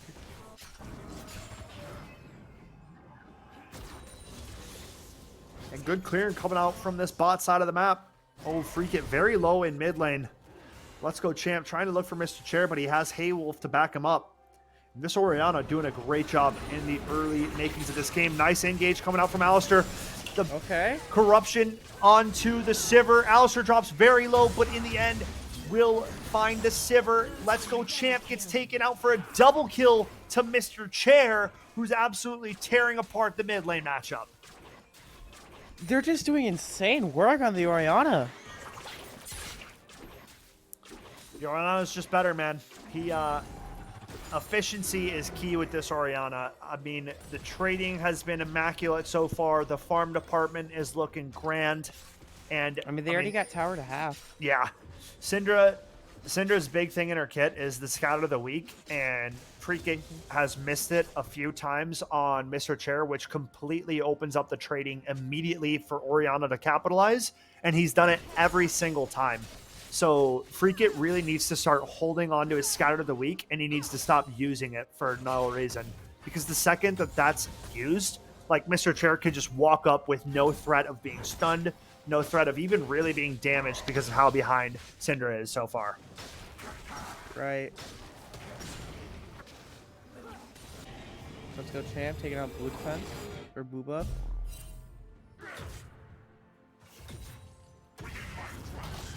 Again, in top lane, we just see Mordekaiser and Ornn just having this good old stalemate still. Yeah, but Ornn's getting the better of this because Ornn scales way better than the Mordekaiser, and Ornn's got way more CS than the Mordekaiser right now as well. Nice Scout of the Week from Freakit. Will connect onto Mr. Chair.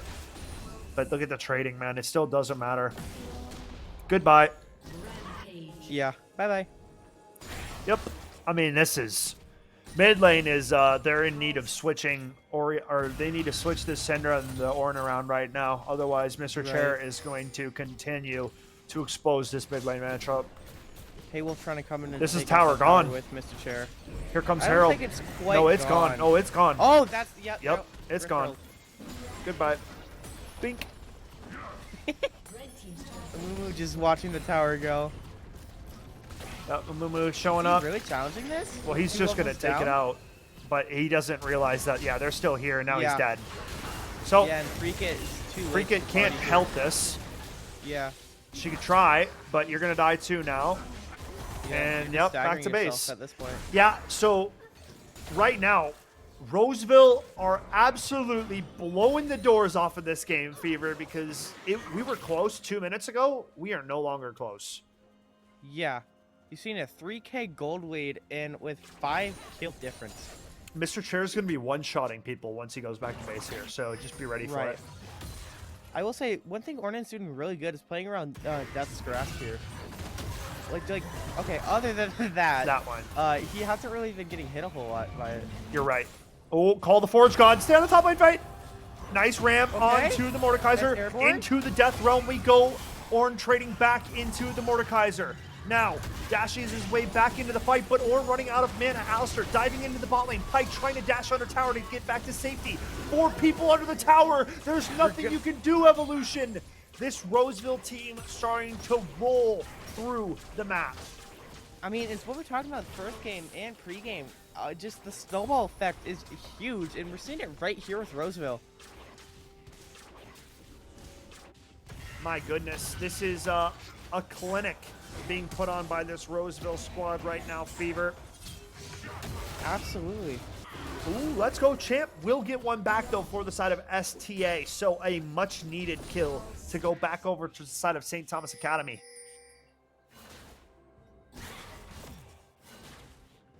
Uh-oh, Mr. Chair trying to run down Freakit. Could be in trouble. Freakit's just Alistair dead. coming in from the side. Dead. Yeah. When you got Oriana and Alistair on you, I don't think you're living that for very long. It's what are you going to do when you see that cow running at you? Yeah, you got to be...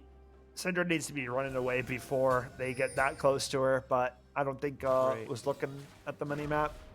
You know, Alistair's going to send him to Moo Meadows.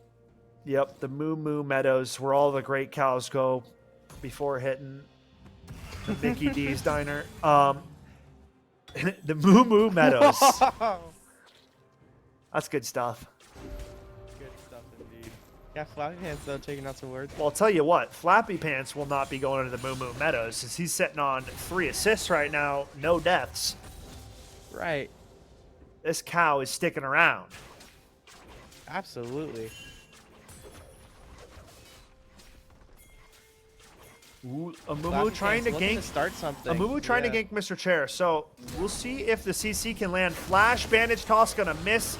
The ultimate will land. Orianna gonna go for the full combo, and that will finally be enough to take out Mr. Chair. Takes both ultimates, but sure Hey. that was gonna be needed. Mr. Right. Chair been on one. But it's so scary to think that it took 2 ults to take down 1 man. It took a flash ultimate too because Mr. Chair dodged the bandage toss. So now Amumu is down flash for 5 minutes.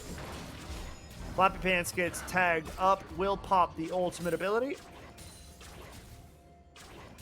Increase that tankiness for a few seconds. Bone Skewer not going to land from Pike. And now Amumu starting to path towards bot lane. Pike trying to push forward. Toke going to get stunned up for a second. Flashes out to safety. Dragon very low. Toke will take out the first one. Now Evolution up next on the chopping block. Goes down for a double kill. No ultimate available on this Amumu. Jumping in, trying to do what damage he can, but it's not quite enough. A nice knockback from Flappy Pants, and they're going to be able to Skarmour kite coming this in now. out. Okay. The Flash Scatter the Weak's not going to land onto Toke. Ultimate is in. Ornn teleporting in. Call of the Forge God is called. There Nice you go. knock There's up onto the ult. Skarner. Ornn staying alive. Staying Just alive. taking everything. Not for long though. Good okay, shutdown. hang on. Wow. 3 levels. He is tanking everything. Or using his ult to take him out. Wow, man. And look at Mr. Chair taking out this tier 2 tower. Oh. Oh. Oh. Oh. Holy! Yeah, bro. Why are you walking up to that Orianna? I can't believe they keep walking up to this Orianna. It's crazy to me. He's 7-1-2 with 2 completed items almost. In gold. Like this Amumu might get killed right here. You just can't walk up to him by yourself. It's so disrespectful to walk up to the strongest, most fed character in the whole game and think you're gonna 1v1 him. You know? It's like you're not gonna do it, buddy. Right. Like sorry, but You no. need friends. You need help to come take this guy out. He's considered a raid boss right now. So let's go back. Let's get the guys and let's come take him out together. That's what it's got to be. That's what League of Legends is about too. I mean, we talked about it in the first pregame. The teams that play together, the teams that make the plays together, are the teams that succeed. And now let's go. Champ caught out between a rock and a hard place and a Moo Moo Meadows. Scout of the week. He's gonna get sent there. Ooh, but look at Amumu is Ornn not coming looking down. great right now. This Okay, is hang looking on. good for STA. But Yeah, now hang Mr. on, Chair they shows turned it up. around. Oh, they've got let Alistair Yeah, escape Mr. here. Chair shows up, and it's a different Yeah. story, actually. Yeah, Orianna is just sweeping everyone underneath the rug right now. Yeah, and Moo Moo Meadows you go, buddy. Yeah. Hey Wolf gonna get that one. 30.7k gold and counting. A 5k gold lead brewing for this Roseville squad. Insane plays here. I can't believe the Orianna just walked up sidestep. in that fight. He completely turned the tides. It's insane that she can do that.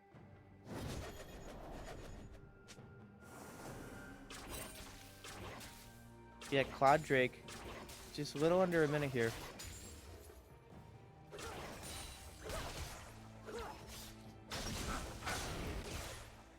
Yeah, I mean, Nice 2 Booba. towers down in mid lane, 1 tower down in top lane. Roseville desecrating the map so far. Pike not gonna be Insane able to to stun think him up. that they've been speedrunning this. A different beast of a team, this Roseville squad. Mr. Chair, I knew I was recognizing him, and that's why I thought it was top lane, because, you know, it was that Warwick. I just couldn't remember it at the time.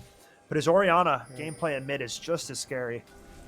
Right. And now this is trouble. Flappy Pants We might gets have pulled to see a right into the middle of them, confrontation here. and that's what I was talking about earlier. Orianna ultimate literally one-shots Okay. both of them, and they're all dead within 2 seconds. So, Jesus. good Orianna being bye. a killer. goodbye. Dude, I mean, like the interactions speak for itself. You know, Pike Bone Right. Skewer is good on squishy targets. When you hook the Alistair and you pull him closer to you, and then he's in range to WQ you, the combo of the knockup, I mean, it just led into a perfect wombo combo. Alistair knocked them both up. They both cannot move from the Orianna Shockwave, and it literally killed both of them in one single blow. So, like, they're too strong right now, this Roseville squad. STA Right, need picks, and it cannot come from the back of this Orianna. They have to avoid Orianna like the plague. And here we go And again. right now, I don't think Freak is going to be avoiding. He's not alive anymore. for He's already very gone. long. Yeah. He's already gone, Sorry. poor guy. Using the Rift Herald, though. Tower gone. Freak it back to base. And Roseville are just putting on a clinic. It's insane. Harold going to get another charge. I mean, this all stems to how well Mr. Chair played the early game. Because remember, it was STA that got off to the races, but it was Mr. Chair who was, I mean, just keeping his team in this. I mean, he's telling everyone to sit down, true to his name. Absolutely.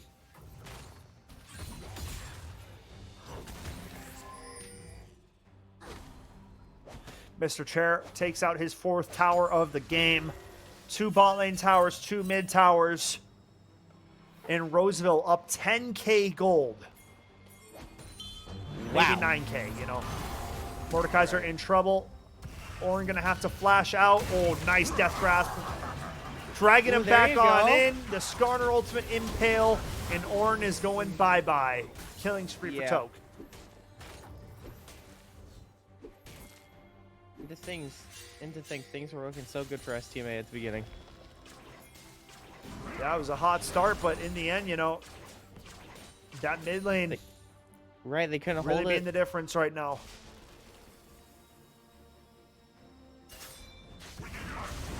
Pulling up the mid now. Not a lot of minions to make this push a reality. Right. And now we're we'll gonna move have to on a sit bit of a it. flank. We'll see if he can Yeah. find anything. Mr. Chair should be able to get out in time, though. Baron being Yeah. the sight set for this Roseville squad. And now commencing. Taking out the Baron really quick. Holy! Look at this, ladies and gentlemen. Just the Mumu health bar. Gets I knocked was back. just going to try and fend them off. Mumu's still Mr. pressing Chair might need to forward. come and help. Trying to go for a steal here. Baron down to Yeah, no. 2k health and counting. Mumu goes over. Smite good for Skarner. Alistair flashes into the fray. Now, trying to soak up damage. Big Curse of the Sad Mummy onto 3. A-Wolf goes forward, looking for the pull. Pike goes down. Mr. Chair with the first in the fight. Toke going unhit from the side of the fight. Mr. Chair gets tagged low. Stays up for now. The flash to keep him alive. Orn will finally take him out, but in the end, it's a clean wipe for the side of Roseville. Insane! From Roseville, getting in that ace as well. Look at how long Mr. Chair stayed alive, man. Like, he's in the Yeah. middle of them. They're all hitting him. They want to take him out, but he's just so far ahead. This Roseville squad putting in the closing pieces to walk away with a semi-finals victory and a finals berth. Right, Toad coming in at the, trying to take out that bot tower. Trying to get snuffed out by Severe. And now into a bit of a 1 versus 2. Toe trying to Right. fall back. Flappy Pants gonna go down. Freak It will find a shutdown there. Nice. Wait, Mordekaiser's gonna have to back off now.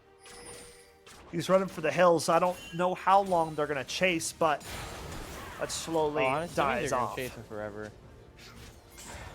He's not Jason Bourne, so they shouldn't go chasing him forever. I mean, That's fair. he's only who was it? Who was getting chased? I already forgot. Mordekaiser. Yeah, Mordekaiser. I mean, it's not even like he's worth that much. He's 0-2-3 right now. Not a shutdown on him. No need to go getting ahead of themselves. It's about plugging in the holes in the sinking ship right now for STA. Right, and right now, I'm gonna be honest, there might be too many holes. There are a lot of them, but I'll tell you something. It is not over yet. It is not over That's yet. very true. It looks grim. Don't get me wrong, but it's still Right. possible. Now, Oriana shielding up the Alistair, getting him right into the middle of it. Let's Go Champ getting caught out now. And this is where it starts to look even more grim. When the side of STA are getting caught by ones, this is when the game is in fact over, because Alistair's going to combo this in with the Oriana ball on him, and she's going to shockwave the second he hits. Oh gosh. And they're going to die. Oh my, look at that. And then they're both going to die. And then it's just automatic, man. It's, you know, thanks for playing. Yeah. Thank you so much for playing my game, as Mario once said. I mean, Mr. Chair, dude, 14-2. This is just like what Apple Valley did with the Jinx, man. These teams have a game plan. They put all their resources and eggs into the basket, and Mr. Chair delivers. Right, it's insane. Using death scraps. 23 Just minutes. stall them in for as long as possible. And counting.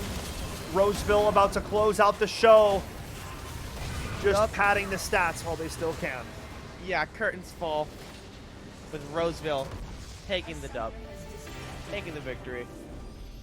Absolute in the semifinals here. Show-out performance coming through for Mr. Chair. 14-2 and 10, man. 24 KP on a total of 32 kills. The guy only missed out on a grand total of 8. I mean, you know, Fever, like 24 out of 32 kills he's a part of, you just can't make that up, right? I mean, no, you cannot. Astounding performance coming out from the Roseville squad. Hats off for STA. They started out well, but in the end, Mr. Chair prowess on that Oriana, just too much, man. Just too much. Right. It was insane. And don't forget the Alistair as well, making some insane plays there at the end, just pushing and not letting anyone get in his way. Yeah. And the combos they were setting up, I mean, Haywolf can get credit, Toke can get credit, you know, Flappy Pants can get credit. The whole team can get credit, right? They played as a team. Absolutely. They worked it out. Obvious MVP going over to Mr. Chair in the mid lane. But in the end, it is Roseville who finds success in the semifinals round. Folks, we now have to get sorted out. Our other team making it to the grands. When we come back, start of best of 3 action for grand finals of our club tourney. Don't go anywhere. We'll catch you after the break.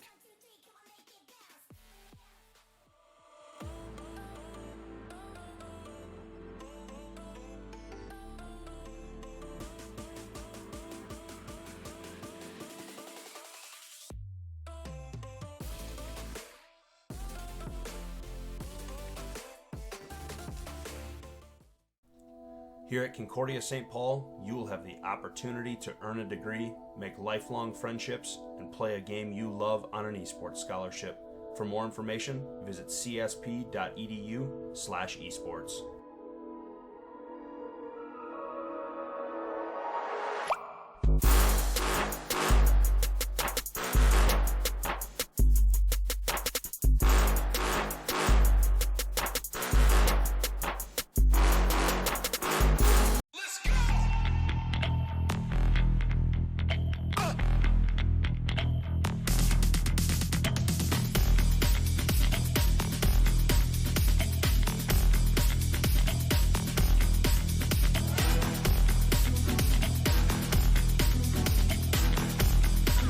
He just draws it out a lot more. Yeah.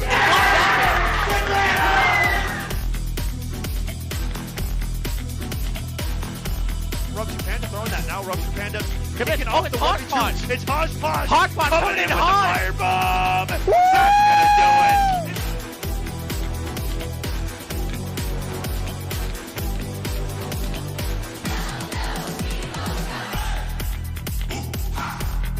Can't allow a freebie like that to close out a game that's been as tight as this one. The shot! Not gonna land it. The rebound denied!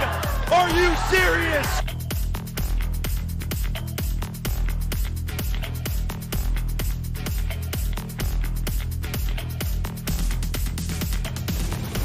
Don't tell me it's the third!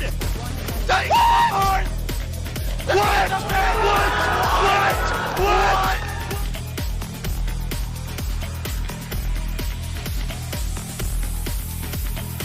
Wait, he might. Wait a second. Oh my goodness. He has it. What? What? From what? He's running out of mana. But he's still bumping him.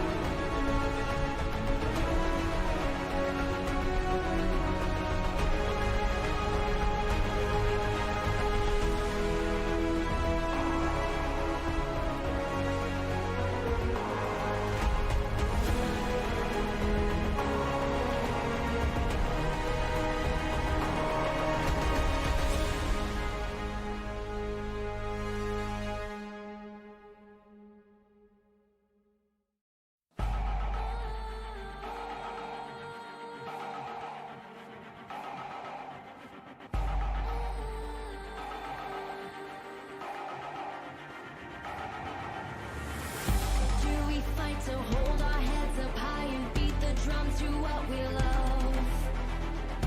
Risk the follow, we have felt it all come crashing down from far above. Stars are rising, countless worlds colliding, only one will take it all. Can we bring to fall the giants? Can we make the final call? We are the ones to ignite the darkened skies. The champions of a world that we defy. A soul ray of the few who rise up high. And we all fight at the last fight.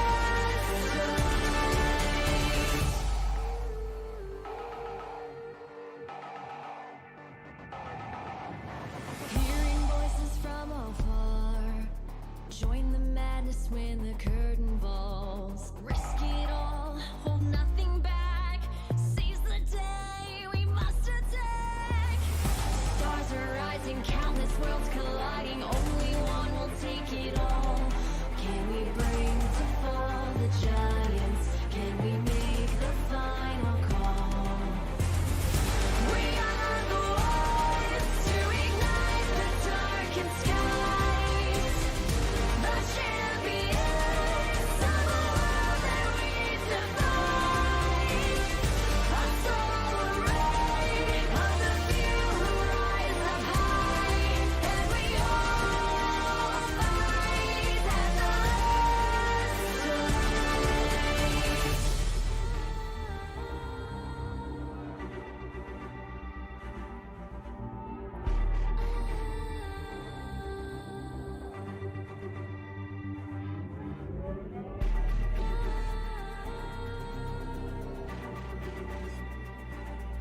Can we bring to fall the giants?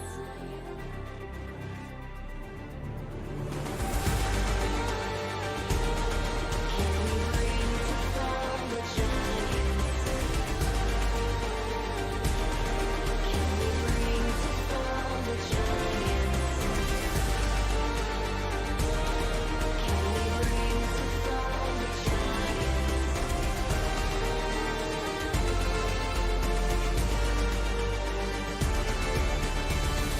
We are the ones to ignite the darkened skies. The champions of a world that we defy. A solar ray of the few who rise up high. And we all fight at the last fight.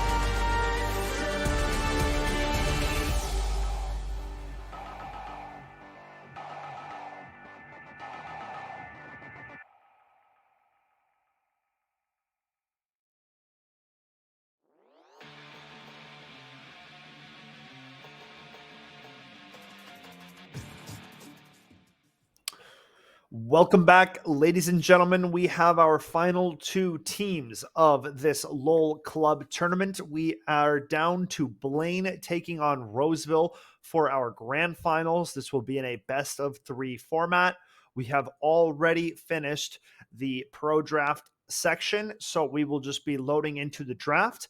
And then Fever and I will kind of be hanging out, talking about what we expect to take place over the 3-minute spectator delay. And then without further ado, the grand finals will be kicking it off. Fever, how are we feeling?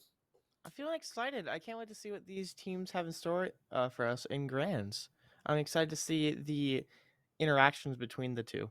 Yeah.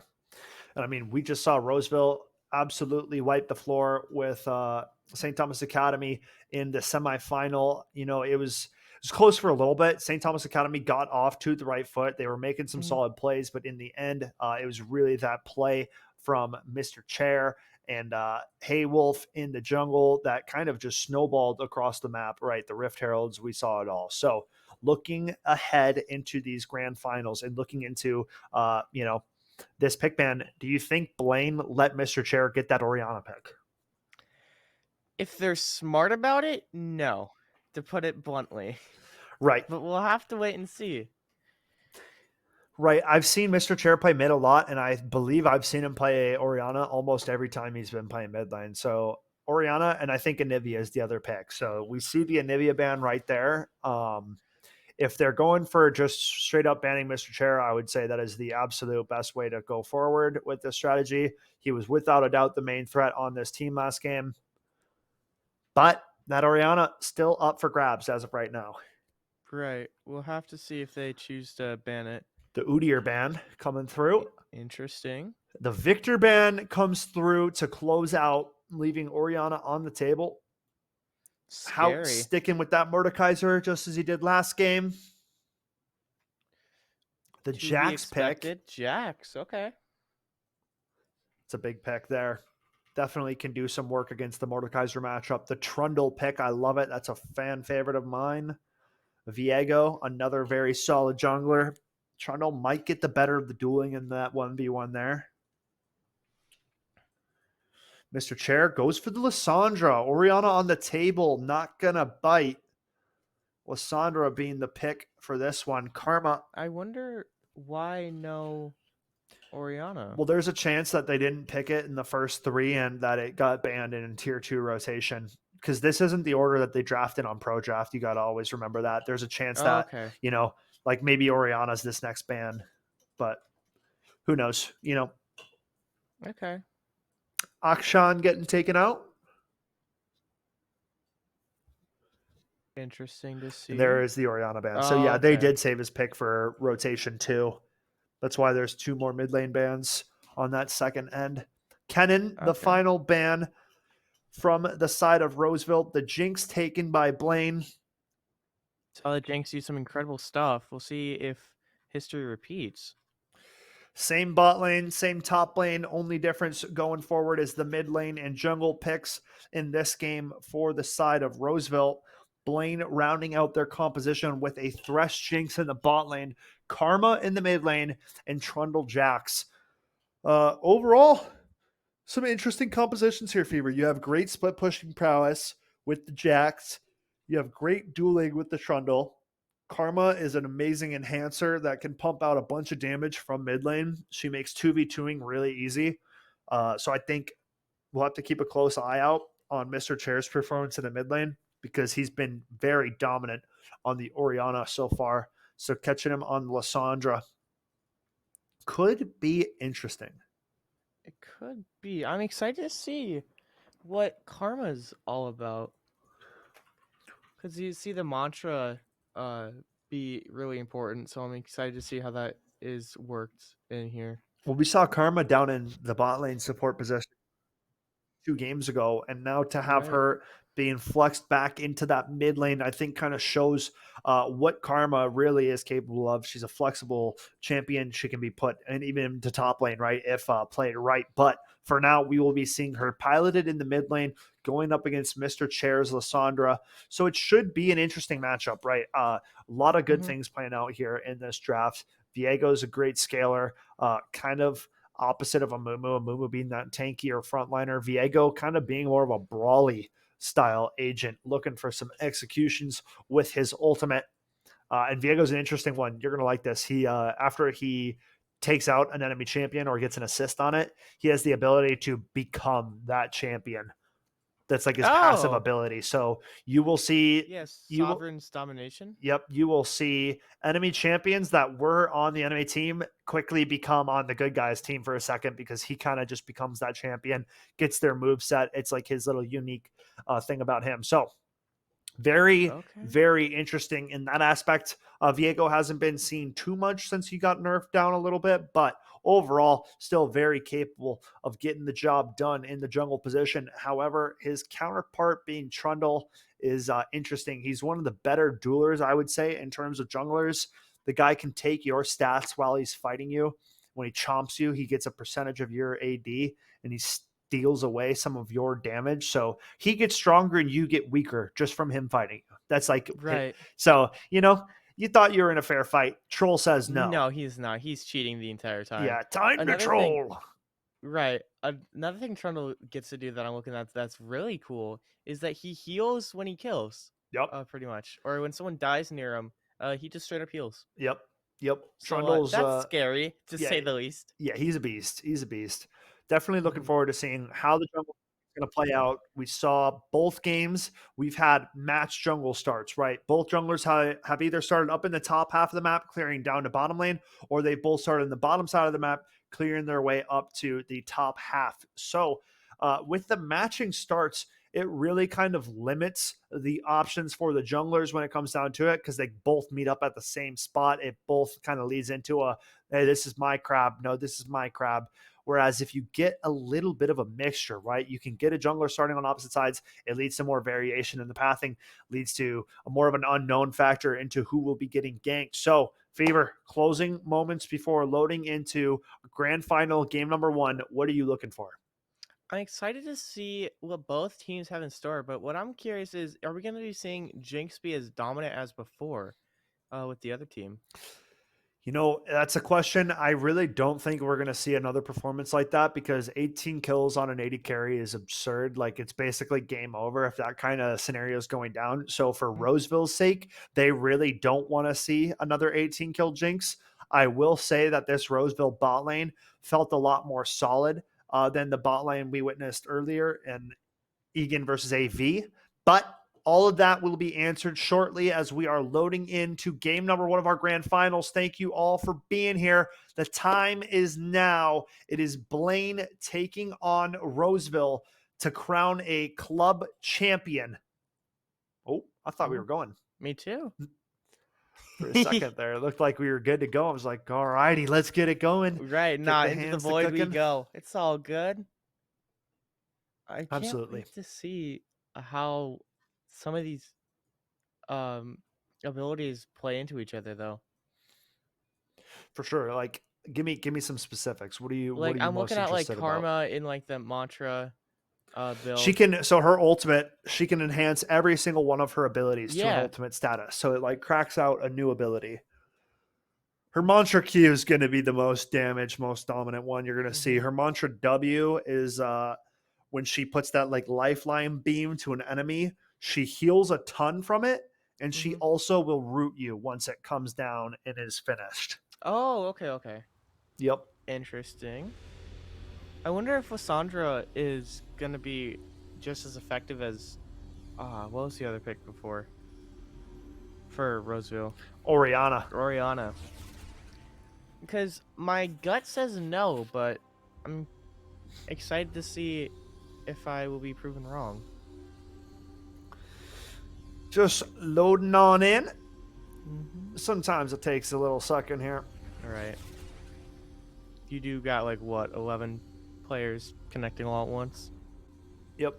Yeah. Here we have it.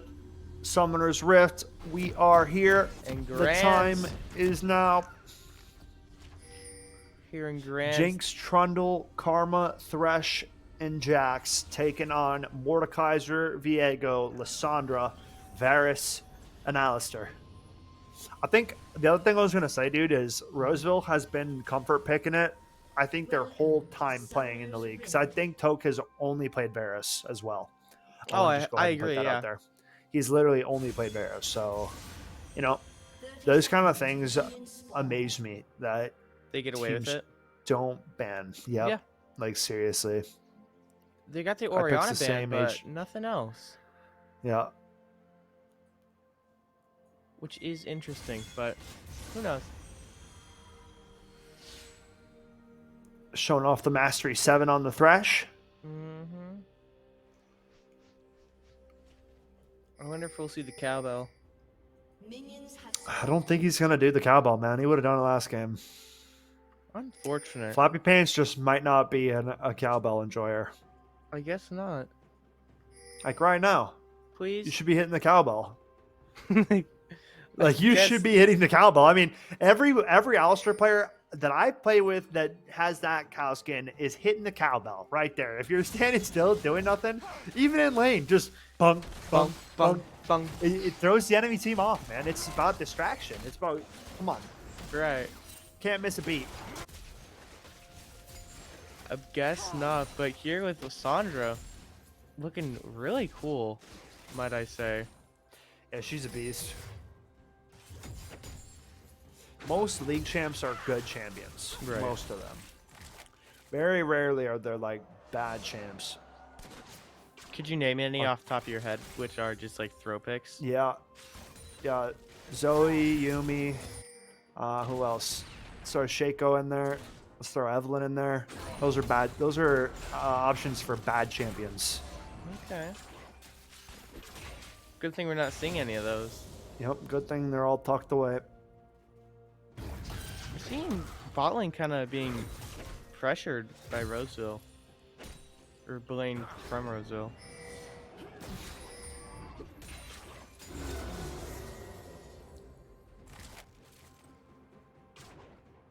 Like Thresh and Jinx are just kind of slowly creeping in.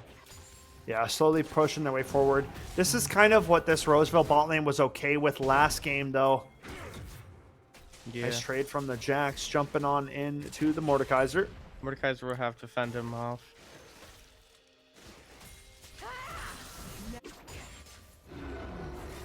Okay. Here comes Good Viego. engage, flash out from the Thresh. Alistair trying to catch on up, not going to get back in time. The death sentence will land. Turret shot good, but no more further damage going through. Mordekaiser going to go down in this fight, biting off more than he could chew, and it's Blue Cat with the first blood to the side of Blaine. There we have it. Already flipping the script a little bit from last time with Roseville. How Again. Kind struggled into that Ornn in last game too, so this might be the window or area for this Blaine squad to really take advantage of Roseville. Roseville much stronger on the bottom half of the map than the top side. Right, we'll have to see if Blaine can really capitalize off of their success. The thing about this matchup too is Jax is an AD auto attack based champ, so he's way better at trading blow to blow up close with the Mordekaiser, and it's just a really hard matchup for this Mordekaiser. Right. Here we see the ice switch though, taking control of mid.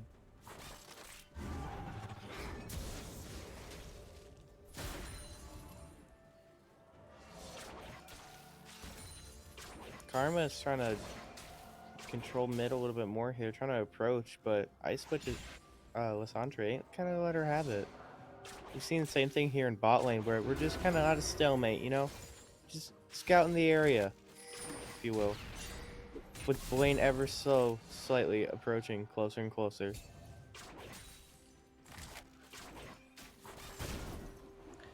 Yeah, here we have trading in the top lane. Looking like it's Okay. going in favor of the Jax. Yeah, Blaine's just slowly moving forward in pretty much every lane right now. Ooh, Mantra Q on to Mr. Chair. Great trade coming through for the mid lane of Blaine, and now engaged from the Alistair trying to trade back in. It's Minties is in trouble. That's going to be a dead Thresh now. Roseville Okay. getting things going in their favor. Some great trade-offs. There's the Dark Grasp from Mordekaiser. Yeah, but Jax is feeling this one right now. Mordekaiser got some good damage. A Q for good measure. Going to take care of it. Not going to happen. It's Jax to find the first or second kill of that lane. And Roseville will take one out on the bot side. It's Haywolf getting an assist on that. It's Toke getting his second of the game. So kind of playing out as expected, right? Right. The Top half of the map. Of Jack was really MVP there in the Mordekaiser interaction. Like just the slowly ticking, it was insane. Almost nabbed Mordekaiser a kill, but in the end it was Jax with those faster auto attacks, a little bit more damage coming out on top. And now a dangerous position to be in. Mr. Chair trading aggressively will get the claw out to safety. Right. But this Jax now getting going early is very scary for the side of Roseville. He's one of the best scaling split pushers in the game. And he's already off to the races when it comes down to this Mordekaiser matchup. Mordekaiser's going to need some help desperately here as Jax is going to start putting some damage on him. Yeah, I feel like VEO is going to need to help him out a lot. Jax just jumping on him immediately. Look at this, already look popping at the this ultimate. health just He's just going to drained. one-shot him, bro. This is not a fight that Mordekaiser can fight. I don't even know why he's standing here and fighting him. Yeah, It's he just- just needs to go under tower at that point. Yep, he can't be that far up. Now Trundle's running up here. Mr. Chair kind of shadowing him. But now we are at a point where this Jax is going to run the show up in the top half of the map. Trundle immediately invading topside because he has so much priority of this top half of the map. Making his way towards the first tower for Blaine. Mr. Chair getting traded on, will get engaged upon. Viego dashes back in for the blue buff, will land the smite onto it. Viego trading nicely onto the Trundle. Hey, Lissandra rotating over now. This is going to be trouble. 3v3 up in the top lane. Jax jumps onto Mr. Chair. Mr. Chair picks up the first kill of the fight. Ultimate onto the Jax, now trading aggressively in the bot lane. As we go back to the top lane, Jax dashes out, jumps back in, will go down. It's Roseville who turned the tides up in the top lane, and they demolish in the bot lane. It's almost an ace across the board. Insane plays from Roseville here. Just flipping the script entirely, pretty much. Flappy Pants coming in clutch with the Alistar, though. Being able to apply so much pressure here in bot lane, Toke is taking out this tower slowly but surely. Toasty Boy going for these aggressive invades. We've seen it once a game. A jungler going in for an invade when he has no lane priority, and it leads to him and his teammates dying. And that's what just happened again, man. These junglers really need to pay attention as to if their laners can move or not, because they're giving the lead away with these kind of plays. Like, you have the advantage and you're just throwing it in the garbage. Yep. That's like legit what that was. You just, because all it takes is your teammates being a little bit closer to you and you find success in that play because you can take them out before you get rotated on. But the communication not there. Toasty Boy goes down. And just like that, Roseville with a 3,000 gold lead now. Insane. Then also with the 3-kill difference. No flash on the Mordekaiser. Blue Cat absolutely still putting in work up in the top lane. Might be getting a glimpse at another solo kill here. Oh, there's the tether that we were talking about before. The Claw out to safety. Out of there.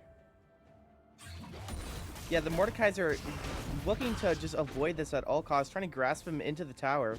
Jack's taking 3 turret shots.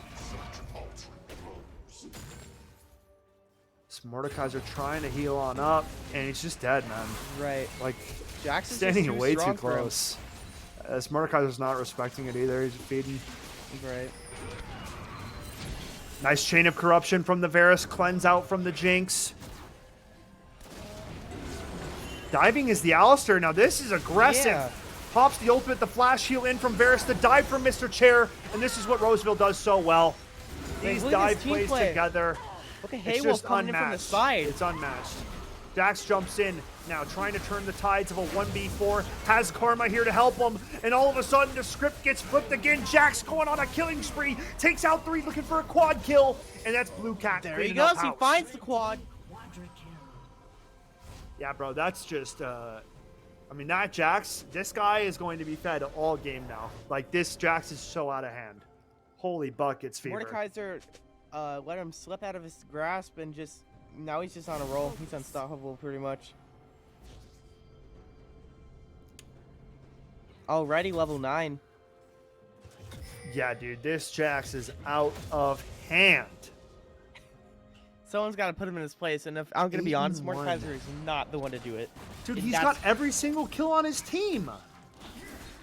Oh my god, he does! Hang on! Blue Cat is cooking with gas.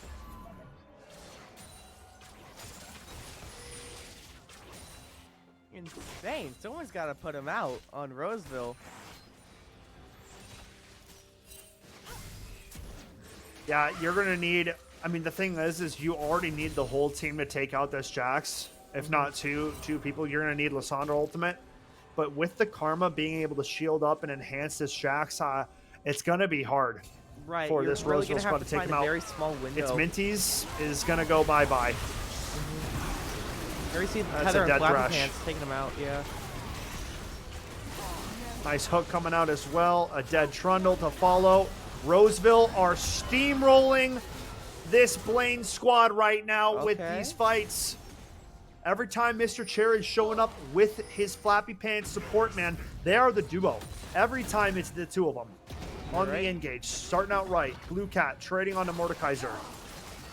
And Dragon going over the way of Roseville as they claim their second of the game, and things looking very, very familiar for this Roseville squad, except for an 8-1 Jax in the top lane. Right. I think that's the only thing that really needs to be checked for them.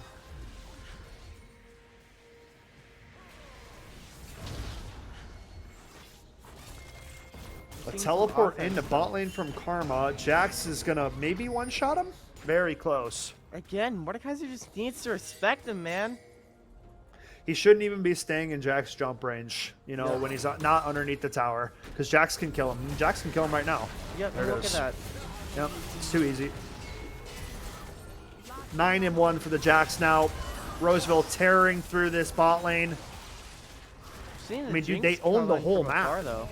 They're coming from behind the enemy's jungle. Like, this is crazy. Yeah. Flappy Pants in the middle of 3 of them. AoE is looking good.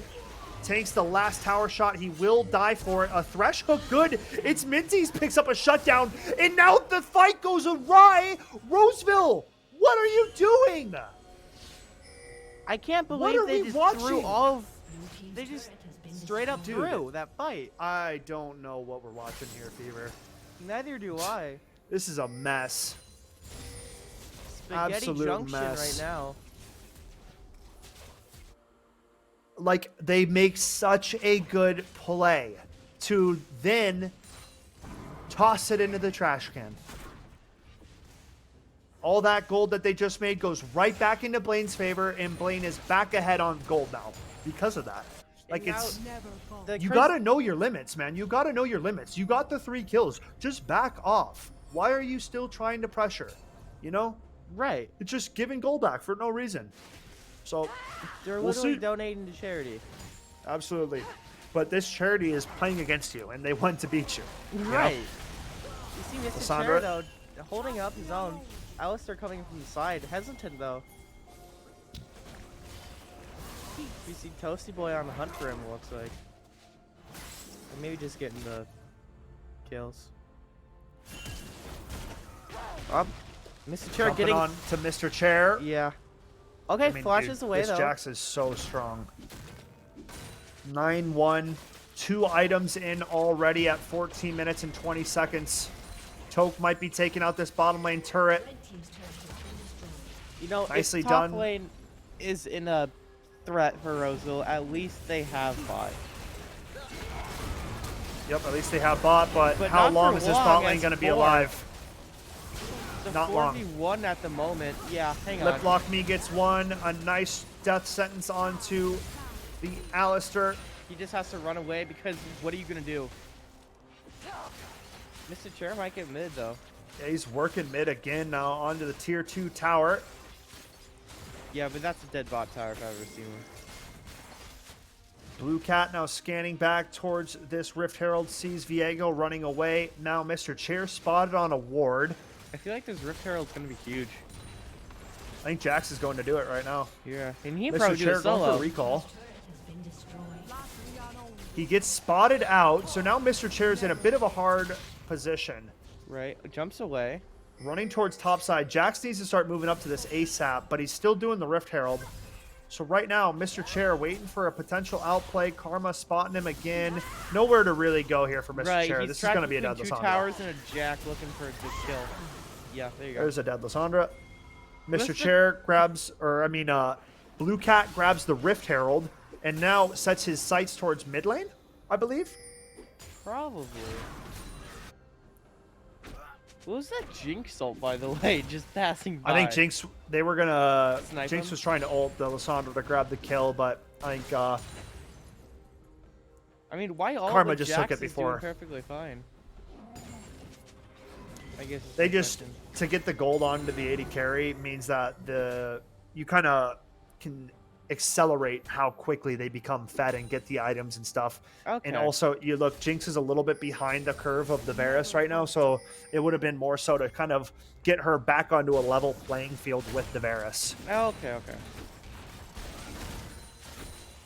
Haywolf wrapping towards mid lane. Blue Cat deciding to head back up top Riverside. Gonna run into Viego here. Shouldn't be too much of an issue. Mr. Chair trying to catch out his Minty. With Toasty Boy slowly catching up behind, it's going to turn to a 2v1 here. Flappy Pants does not go in. Oh my goodness. This Jax is trying to take them out at their base, man. Blue Cat. Bro, what? I've never seen this. I know, dude. This is a mess. I mean, I'm just gonna say it again. Yeah, no. Jax should not be this strong. No, there's He's the an referral, absolute though, problem. coming in. Alistair knocks him back. Like, Now what is Jax. Flappy Pants to do here?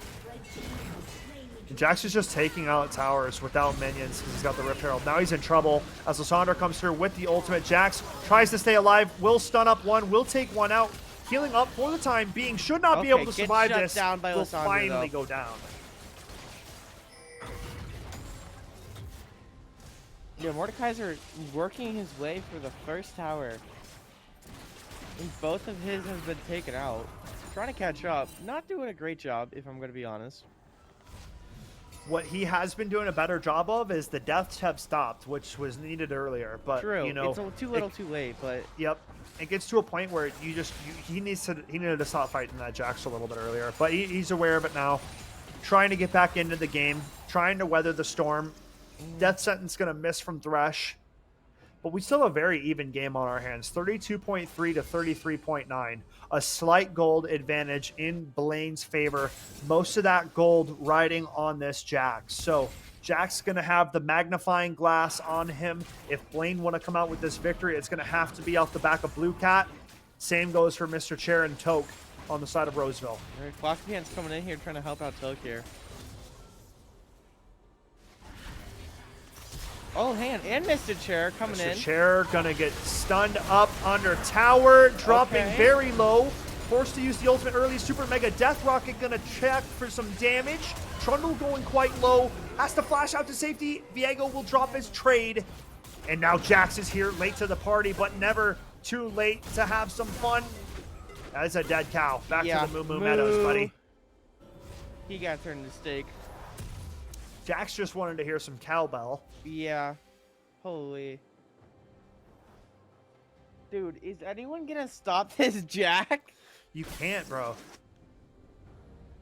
I'm telling you, he's got 3 items. Like, he's so much stronger than everybody on the game right now. He needs 2 people, and one of them needs to be Mr. Chair for the ultimate ability to stun him up and lock him up immediately. But look at Karma now. Playing to the Jackson, supporting him. This is what we needed to see. Right, here you go. Okay. Yep, look at that support. Come on, look try at to that. save him. Pull him out of there. And then just get out. Right. Oh, Ooh, look Barrow at him. just in that death trap as well.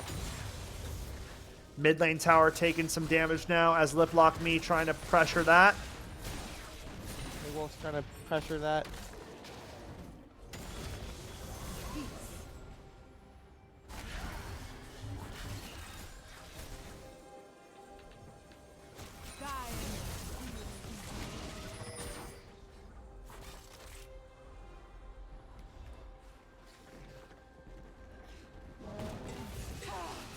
Alistair, the big knock up onto the Jax. Jax, not long for this world.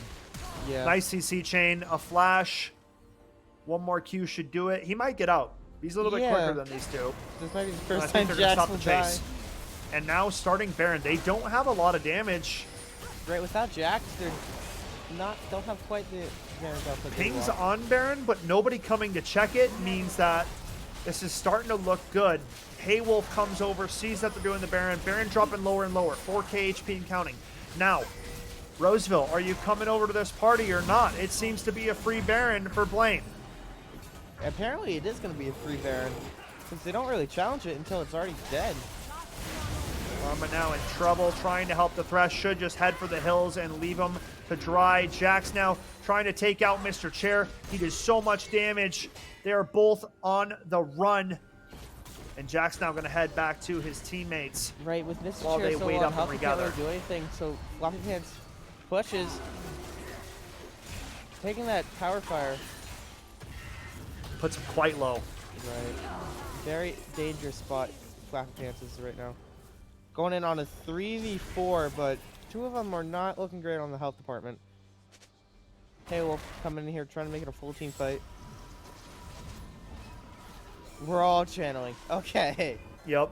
Looking to be a team reset for the side of Roseville. Dragon is moments away from spawning in. They want to be able to get back out onto the map before things get too hectic. You can see Karma starting to come online with her items. Jax out and about, pushing to his 4th item, has the Hex Drinker, so some added magic resistance. This Jax is just so strong, man. Level 14, 2 levels higher than anybody else on the opposition. So absolute raid boss mode for Blue Cat. Nice pillar onto Toke. Zap going to be good, but no follow-up CC. This Varus could be caught. Not going to even throw the death sentence. Right. Like, why need it? Okay, we're seeing a lot of Nice hook from places. Thresh. Okay. I find Tethers not quite, but they... Dragon Jax is trying to spawn, though. Yep. Blaine with priority, going to start this thing up. Dragging it out of the pit to make it harder to get in and fight. It's Minty's waiting for a hook setup and fight potentially. Nice hook onto the jungler. Diego going to be dropping low quickly. Now fight bursting out. Jinx finds the first of the fight. Trying to peel back, but this Blaine squad is so tanky and strong. This is not a fight that Roseville can hack. And it will be Blaine wiping the floor with the Roseville defenses. A Chemtech Dragon stolen by Toke. Is the smite not going to come through? And now a TP in onto the Jax. Mordekaiser ults the Jax, and he can't even win this fight. So I don't know why we're doing this. you would ult the Jax, but you tried, and you tried. Yep. 06 is where you stands. This Jax is just way too strong, bro. Insanely Way too strong. Way too strong. They did steal the dragon, though. They stole the dragon. That's the one win that Roseville gets out of that sequence because it's more tower gold, it's more kill gold going in favor of Blaine, and they are really starting to rev up this lead. Out of 4 kills, well, Roseville's keeping things somewhat close, though, but not in a great position at the moment. This Jax is just almost unkillable. Right. Like, look at that. He's building tankier, too, as he's going through it. I mean, he's getting a little bit greedy. He's got nobody near him right now, so taking this fight is a bit excessive, but we'll see how he fares. 1v4, 1v5 now, jumping into the middle. Super Dragon Death Rocket's coming in, but... Yeah, I mean...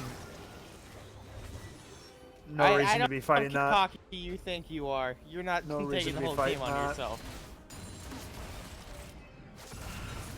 At that point, you're feeding a little, if I'm going to be blunt. Yeah. Now you just staggered yourself for 30 seconds. Yep. This is where, yeah, those kind of, you can't do that too many times because you're not invincible. Every time you die as the strongest player, too, that a fat amount of XP goes over. You see Lissandra hitting level 13 now, keeping it very close. Toke up to level 13 as well. Lissandra taking out a turret in the top side.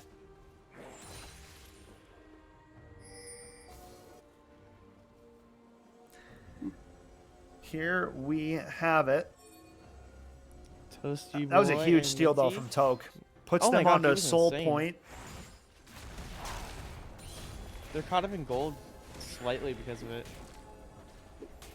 Like, only 2k behind. Probably would have been a lot more if they didn't get that dragon.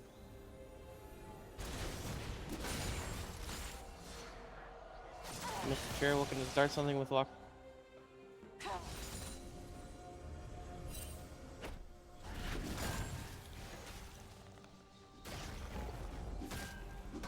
Blue Cat is... I mean, Blaine taking full control of this topside jungle, slowly taking away the resources from Roseville.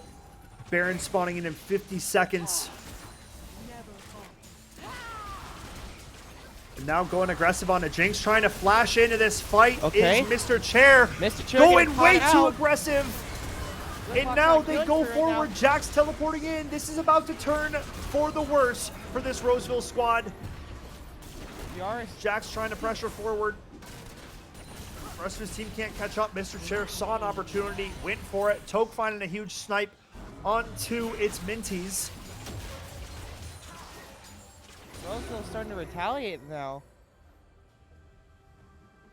Scaring off Blaine here. They're starting to come back. Bobby Pants leading the charge.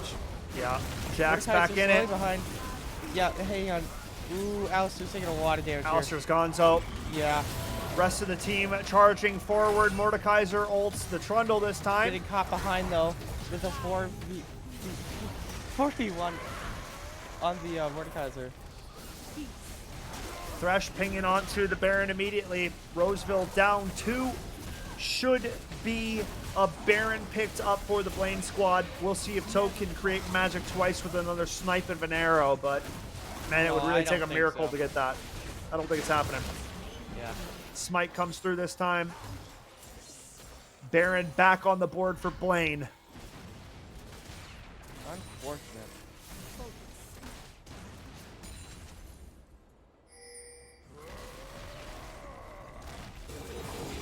Yeah, but now it's starting to look like all of Blaine is looking more and more powerful.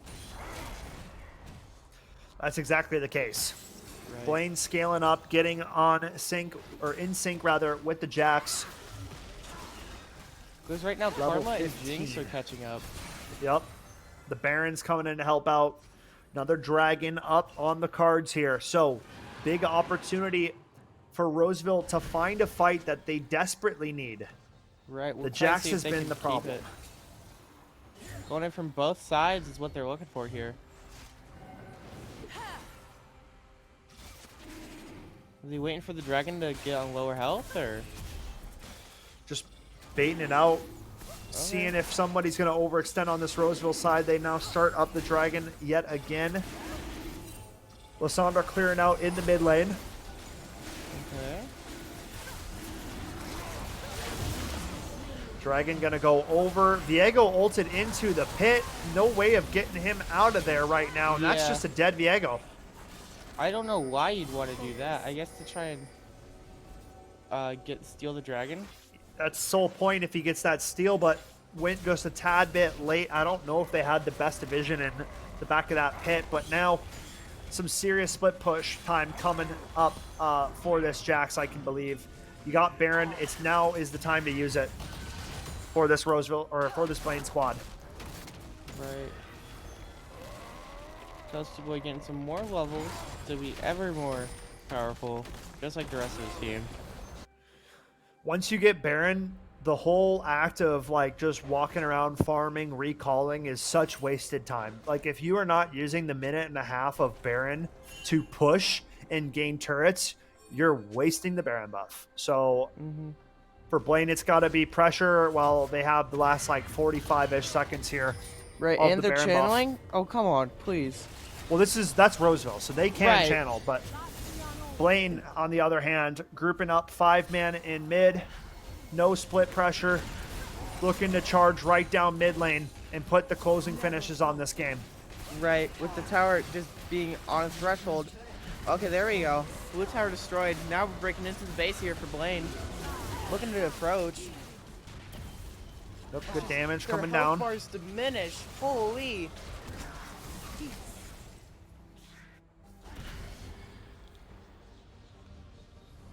Like, Blaine's chip damage is no longer chip damage. Like, look at Mr. Chair. Just Yeah, Mr. Chair's he gone. deleted. Absolutely gone. Steps up just a bit too far into the fog of war and gets taken out. Boy, has it been a different look in this semifinal. Blaine showing up right now.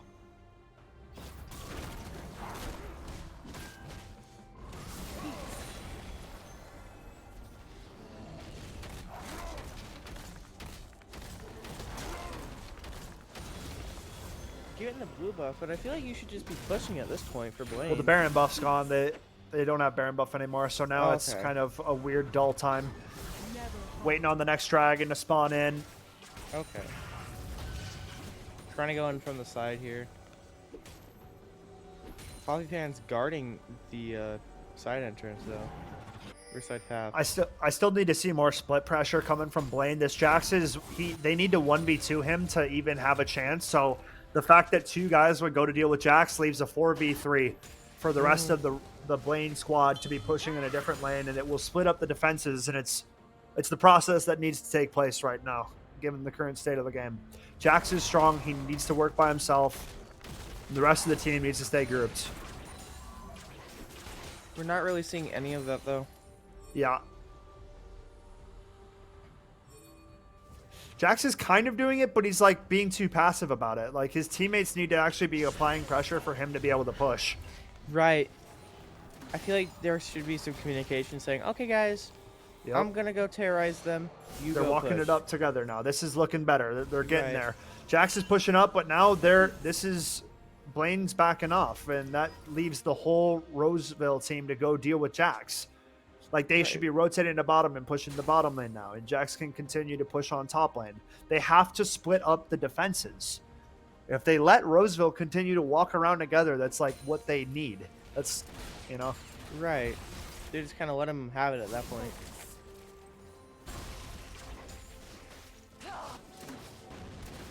I believe we got a 1 minute left on until Baron, and another one on Drake. Yep. Baron and Dragon spawning in just about a minute of time or less. Scanning out their jungle. There's not a lot of vision for this Roseville squad to play off of. They kind of have to face check everything. So they walk forward. It's Minty's is up close. Toasty Boy coming in from the side here. Might Nice get hook picked from off. the Thresh. Okay, This here is we go with not the a team fight that Roseville want to take. Early damage coming through from Blaine. Jax getting up close and personal. Trundle falling quite low, but the flashes into the backline. Jax trying to stay up, will go onto the Bears. Still not dropping. Both teams getting their licks in, but in the end, it is Blaine who wiped out the Roseville forces. Just sweep him underneath the rug. Now some minions trying to take out that tower. Floppy Pants does not want to approach. Can't really do anything about it. Can't. Does not want to get He staggered. absolutely can't. 4 of his teammates are gone. This is a free inhibitor tower, or inhibitor going to be claimed by the side of Blaine. Dragon being worked on by Trundle as well. And Blue Cat trying to pressure an end, only has the Alistair with him. Death timers are 10 seconds and counting. Jax can definitely get 1 tower, but I think that's going to be the extent. Not going to happen. Yeah. Have to get out of dodge.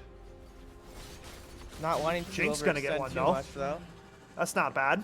Yeah, Jinx getting in the cheeky tower. Inhibitor.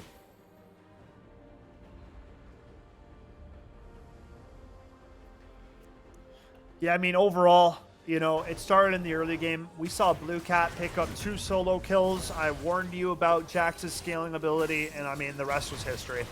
Right. Like, We've seen Jax be so dominant with a little, not as much communication as we'd like to see, but you know, they're still getting the job done here. Taking out this Baron.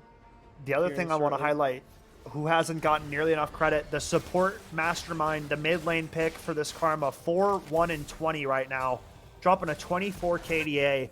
Absolutely absurd. The main support for the Jax, without this Karma, the Jax isn't doing nearly as much or being shielded and stuff. So Oh, as a right. team, Blaine making the difference right here, right now. 10K gold lead, second Baron buff acquired, and this should be the curtains coming to a close on game number 1 here as Blaine Right. look to run this thing down mid lane and close out the show.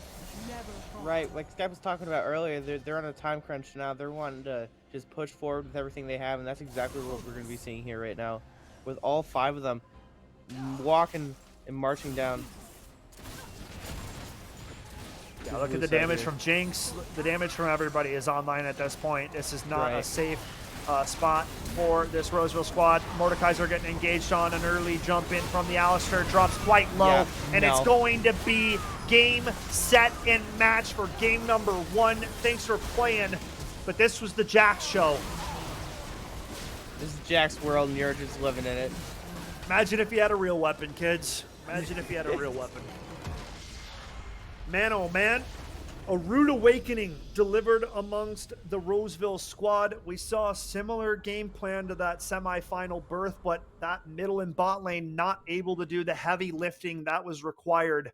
That bot or top half of the map, man, that just really got exposed. That Right. was Blaine doing the work. You saw Mordekaiser just, to be quite honest, feed at the beginning there, and just letting Jax get more and more power, and it really did cost him later down the line. Yeah, it's a harder matchup. Jax is an AD champion. He naturally will have the advantage in the early stages of the laning phase. So to see Mordekaiser kind of taking those trades was a bit alarming, and it leads to, what it led to. So Right. things will be talked about and addressed on the Roseville camp. Obviously, they got to get that stuff sorted out if they want any hope of a chance in this game too, because Blaine really, really got to hold that game. And besides a few like loosey goosey, Jax trying to 1v5, like there wasn't many Right. mistakes that they were making. Granted, Toke and Alistair, big credit to them and Mr. Chair for big plays in the bot lane, right? Hey Right. Wolf was making it happen too. Those dive plays are what makes this Roseville squad so good, yet they overstayed their hand. They got punished, and that led into their downfall. So Roseville got to clean up their dives. They got to clean up. They cannot give that Jax. Jax is getting banned. Let's just face it. Yeah, Jax is getting no. banned. He won't be in next game. But the point still stands. There's other champions that can do similar work to like what that Jax was doing. So for Roseville, back to the drawing board, get things worked out for us. It's water break. It's a little snacky break. My tummy's getting hangry. Folks, we're going to be back in like 5 or so with game number 2 of this best of 3 grand finals.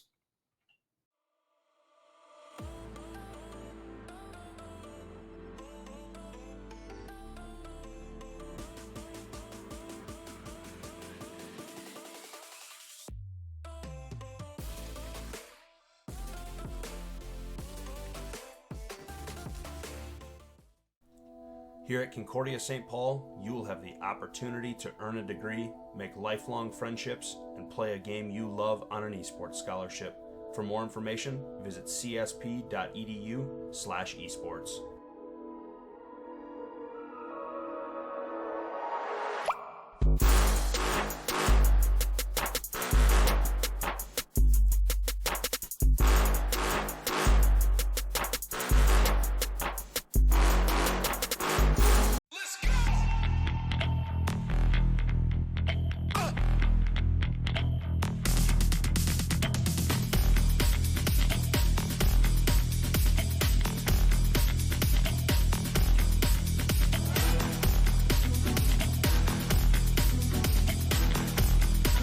He just draws it out a lot more. Yeah.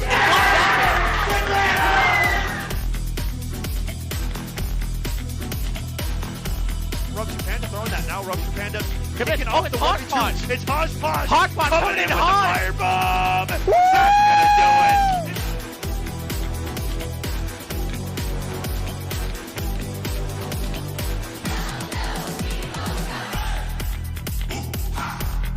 Can't allow a freebie like that to close out a game that's been as tight as this one. The shot! Not gonna land it. The rebound denied! Are you serious?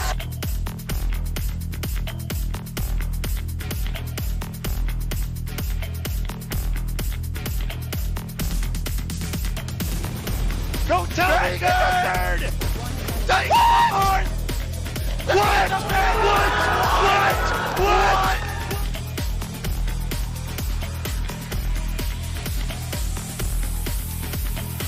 Wait, he might. Wait a second. Oh my goodness. He has it. What? What? From what? He's running out of mana. But he's still bumping him.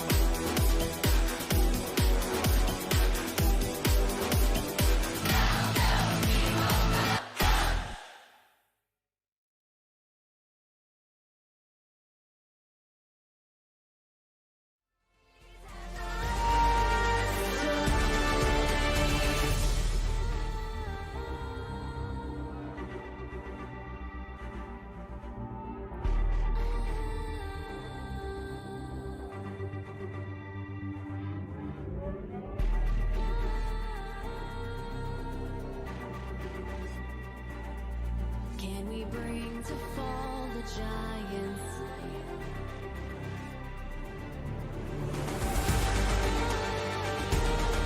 Can we bring to fall the giants?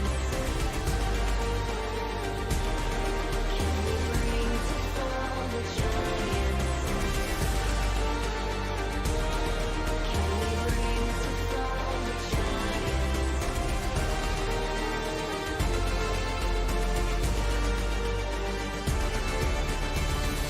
We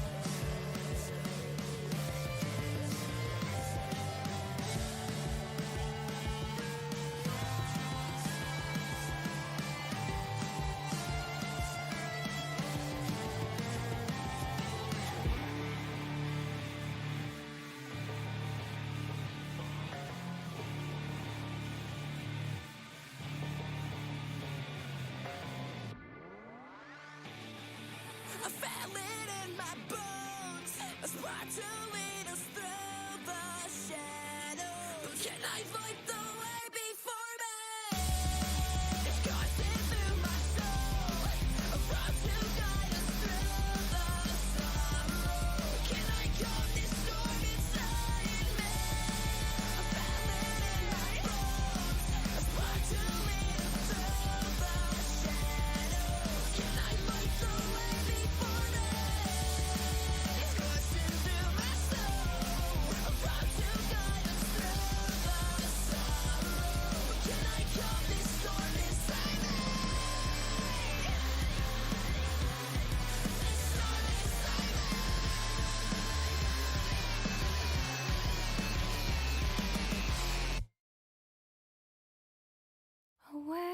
Awake to my voice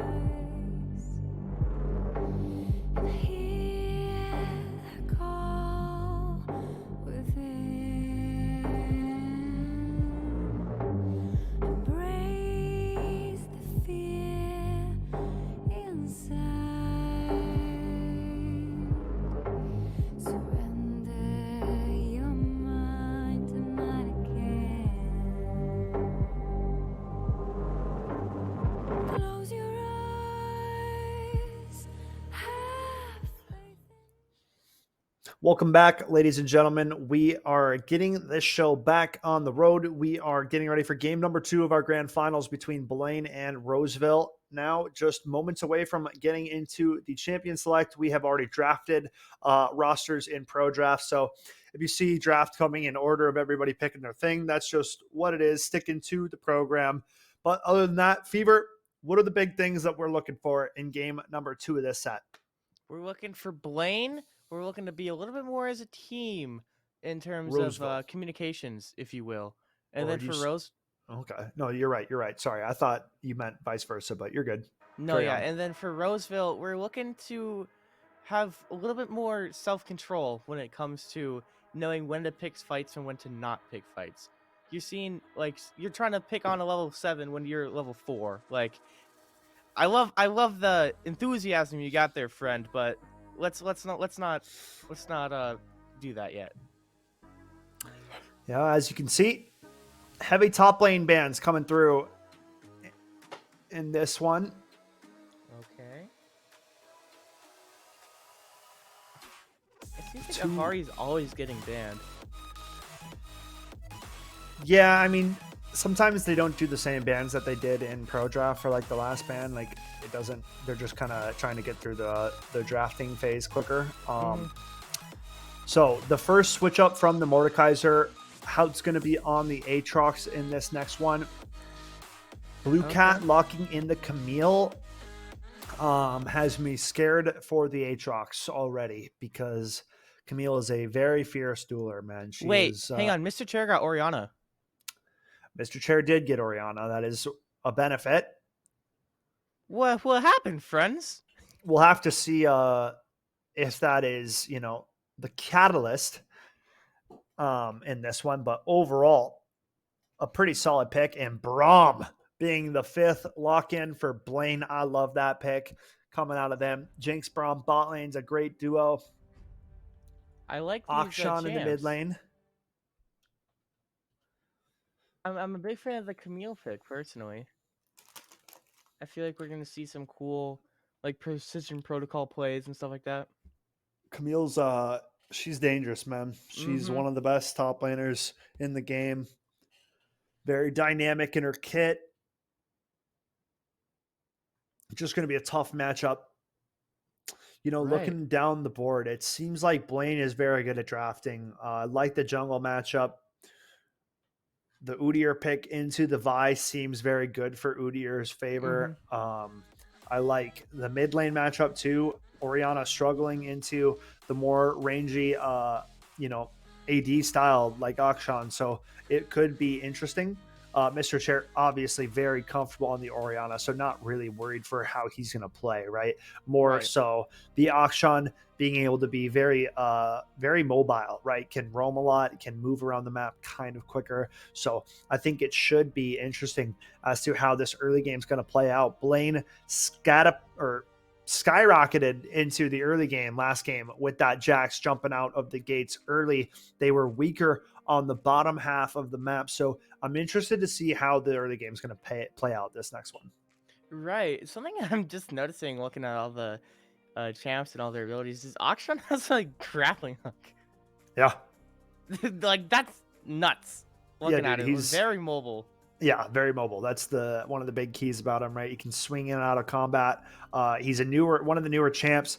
Akshan also has a passive where if he gets a kill on a player that had recently eliminated teammates, he can bring them back to life. So that kind of has more impact towards the later parts of the game when death timers are like 30 to 40 seconds, right? If he can get a pick on a guy that just got 2 or 3 kills, resurrect his whole team, all of a sudden you have full map control for 30 seconds. You can go, I don't know. There's a lot more options and possibilities with that Akshan coming into play. So it could very well play out into Blaine's favor, but they got to play their cards right. Right. I'm excited to see some of these new champs that they've swapped to, like Rel, for example. It seems like we're going for a more fast-paced game with both sides here being more on the mobile approach. Yeah, I could very much see that, right? For the side of Roseville, you gotta want to be more aggressive. You got out to a very good lead in your semifinal game by making aggressive plays towards the bottom half of the map. I think they're going to want to stick pretty much to a similar game plan. They've got the Rel Varus, very similar to the Alistair Varus. It's almost the same exact combo. The dive in from support, chain CC combo from AD carry, and just kind of sit there and attack together. So, I think playing out to a very similar game plan for Roseville, not changing up their style too much, should help them out. But they have to conquer this Blaine squad right here, right now. Otherwise, Blaine will be walking away with a 2-0 series victory and be crowned club champs. So, without further ado, just a few seconds away from loading into game number 2 here. Fever, any final thoughts before we get this show on the road? I actually do have a question. Who did the Thresh switch to? I missed it. Thresh is on Braum this game. Braum, okay. It's Minties. So Jinx and Braum in the bot lane compared to Varus and Rel on their counterpart. Okay. The mustache man with the unbreakable door. Your accents are on point. Yeah, dude. It's years of practice. Mm-hmm. But Braum, dude, he's a beast. Okay. You'll see. No, I can't wait to see some of these champs. Yeah, here we go. Oh, he's got pool party skin Braum too. Holy! He's dripped out of his mind. Yeah. Spirit Guard Udyr coming out as well for Toasty Boy. Repping the big boy skins. Yeah, no, we've got some great skins here. Crystal Rose, Akshan looking fly. Mm-hmm. Big fan the Dark Star duo. Mr. Chair and Toke are on the same skins every game. This duo. Varus every game from Toke, dude. Every game. I can't believe he plays Varus every game. I can't believe he gets away with it. Yeah. It is what it is. He plays good on it like every time too. Like he didn't have bad stats at all last game. He played good. He was one of the best performers on his team. So, hey, if you're not almost bot a little fragging, disrespectful. then stay on it. Yeah. Here we are getting in the game here. I'm excited to see what the adaptation from both these teams can be. Yeah, for Blaine, why switch the game plan, right? Game plan looked good last game. Right. Obviously, it revolved around top lane getting going, but the interesting thing in this matchup here, Blue Cat, I'll point out right now, teleport and ignite compared to the teleport and flash on the Aatrox. So kill threat already going in favor of the Camille in this 1v1 matchup. Okay. No, the Braum's looking good. Welcome to Summoner's Rift.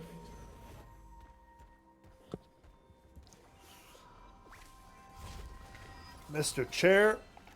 30 seconds until Already minions working the spawn. Orianna. I'm so surprised they didn't ban him again. Yeah, me too. We'll see if they end up regretting it. I mean, it's just like my rule number one when I was competing back when I was playing competitive league all the time was if there's a number one overall comfortability champ that you play way better on compared to the rest of your champions, guess what? You're not going to get to play it against me. Plain and simple, right? Right. You have to make your opposition uncomfortable if you want to have any sort of success. The fact that they can go into this game and they already know their champions like the back of their hand, they know the matchups. Like, think about it. It's just kind of silly to let a Right. player the caliber of Mr. Chair get on this Orianna unless it was part of a game plan. Very rarely do you see a counter pick set up where they kind of bait him into picking that. But we'll have to let the gameplay speak for itself. Right, like I'm imagining like bans being like smashed, right? Like let's say you have a character that you've practiced thousands of hours on. You go into a tournament, you just go, no, you don't gotta play them. Just like you've got to be shaken from that. Absolutely. So with Mr. Chair having Orianna, it's scary to say the least for Blaine. We'll see if they regret it.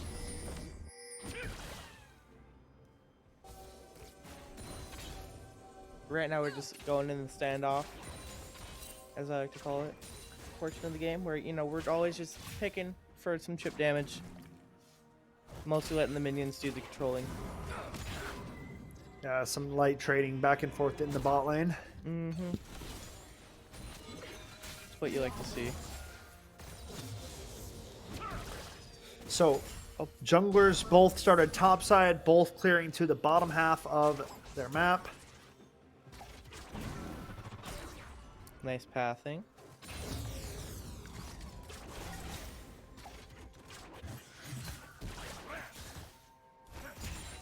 Bit of a deadlock to begin this one. Right. Top lane looking a little bit scary for Roseville.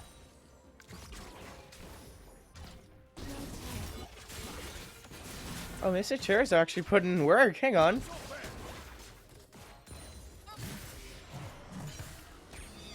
Good work from Blue Cat up in the top lane. Nice sweet spot hit for Aatrox. Dash forward, not going to land from Camille. Akshan swinging into combat. Nice shield up from Mr. Chair. Going to win out on that trade nicely. Great stuff. And again, the way Akshan could just maneuver around like that's insane. Here comes Vi lining up with gank. Flappy Pants goes in. Lip Lock Me already flashes out of combat. Now running for the hills. Udyr up behind him. Vi just dashed. Udyr, chance to run him down. Not going to do it. Right. Udyr is going to have to take on Vi here if he wants to continue. Akshan trying to get away from Mr. Chair's Orianna. Keeping Udyr close by. So who's tethering to who in the bot lane right there?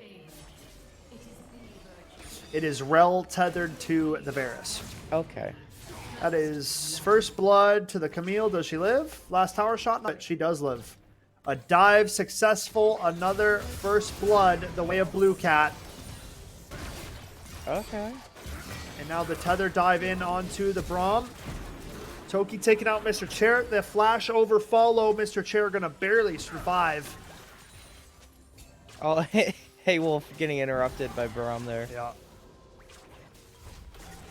Braum not gonna let him channel away for free like that. Absolutely not. How could you? You're right. Toasty boy getting those levels.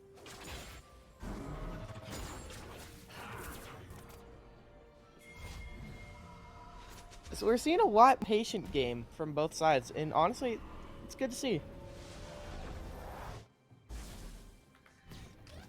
Yeah, it seems way more controlled. Pretty even across the board. One big discrepancy is sticking out in the top lane right now. CS lead well in favor of Blue Cat, and now trying to invade Vi. He will barely dashes out. If she would have dashed into Udyr, that might have been a dead Vi. Right. Fortunately for her, she gets to get away.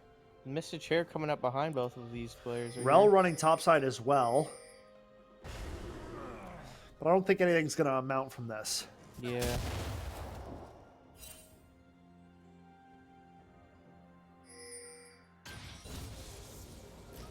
Mr. Chair looking to take out Akshan here.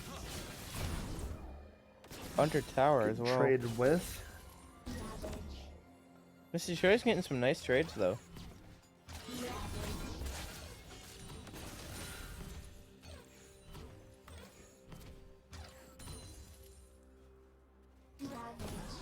Okay, nice. Yeah, great poke. Yeah.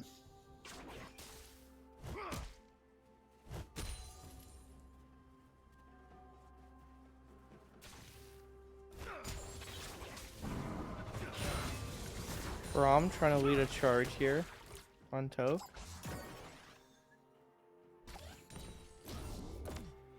Whip block with me slowly falling behind him.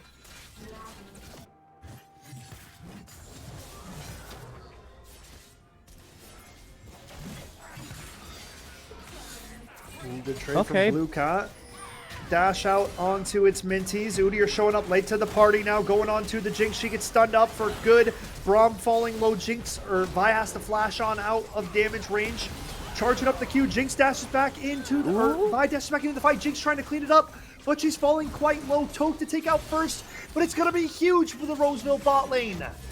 That's it at Insane. Aatrox. That's it at Aatrox.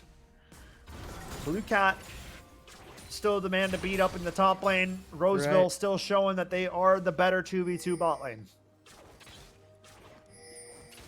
Back-to-back games now of Toke and Flappy Pants getting the better of this bot lane duo, and that was a 2-on-3. Or I guess 3-on-3. Udyr showed Right. up late. Vi was there, but But with Still. with Roseville winning bot lane, you have Blaine winning top lane with Blue Cat there. Like still applying so much pressure. absolutely. Aatrox is in a very, very hard spot already here. Down 2 levels.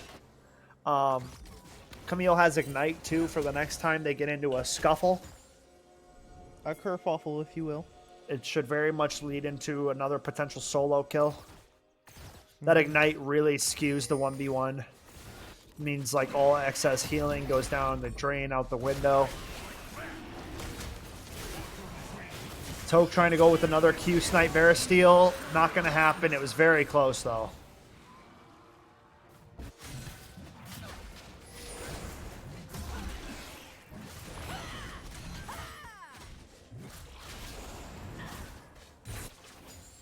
Getting the Rift Herald.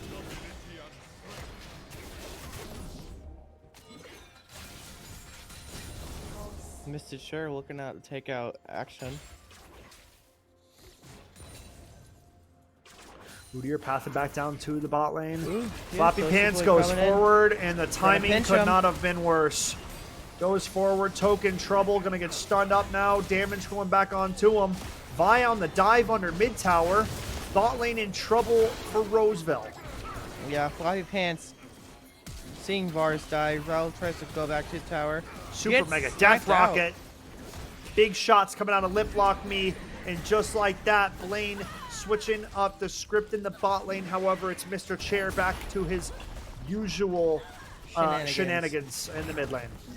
Right, absolutely. As you see the Rift Herald take out a good portion of this tower here in mid. Both Look Lock Me and It's Minty retaliating in bot. Udyr has something to say to Mr. Chair. Ooh, and Action coming in. Halo Udyr trying to goes help for out the Mr. Chair ultimate. here, Akshan trying to get him out of there. Shut down. Found. Mr. Chair's now in trouble. Akshan hits the grappling hook. The ultimate coming out. You can't run from that, Mr. Chair. Down to 1 shot. though. Oh my Mr. Chair goodness, he might might get out. finally get put in his place and grappling might hook actually swing. sit down. No way Nah, he yeah, gets he's getting out. out. I think he's getting out. Holy, he is. Yeah, he's getting out. Scan last second. Akshan realizing that he could have just peeked that and he would have seen him, but the greedy recall pays off. Right. Big swing of events, though. Blaine getting themselves up 1,000 gold now. That's what you like to see. A good lead and a good kill lead as well.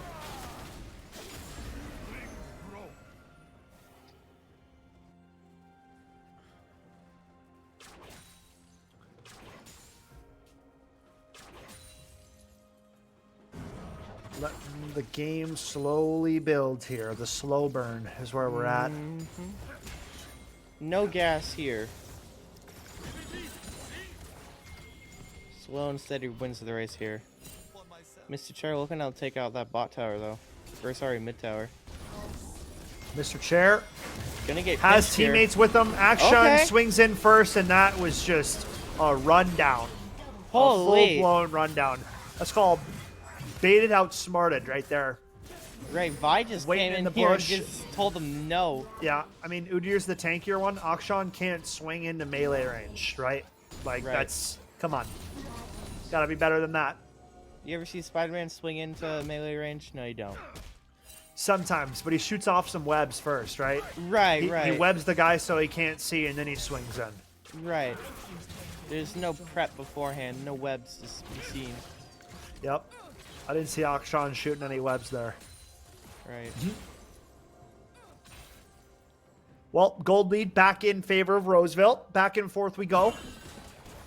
Kills all tied up as well as we hit the 12-minute mark.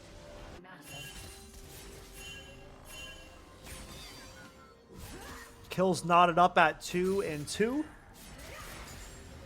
Cat looking to make a push on top tower. Stops his recall. Now he can't get out of tower range. He's dead. Lucat Yeah. just actually killed himself by going back under tower range. I have no idea what that play was. That's a dead rel. Maybe the shield gonna save him. Super Mega Death Rocket. Aw. Sayonara, Flappy. Yeah, that was so awkward from Blue Cat, bro. That had to have been a misclick. He had to have tried to E out of turret range, and instead he E'd right back under turret range. Chain of Corruption used. Haywolf thinking about diving into the fray. Doesn't proceed to do so. Blaine bot lane. Getting right back into the mix. Lip lock me doing an exceptional job of pulling it back. And after getting double killed, man, it's crazy that this Blaine bot lane can continue to stick it out and fight their way back into it. Right, it's great to see that they can still make a comeback from this.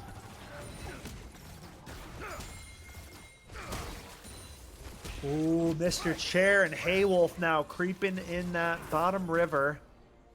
Udyr looking to walk back towards mid. A flash over the wall from Rel, a little bit out of engage distance. Right.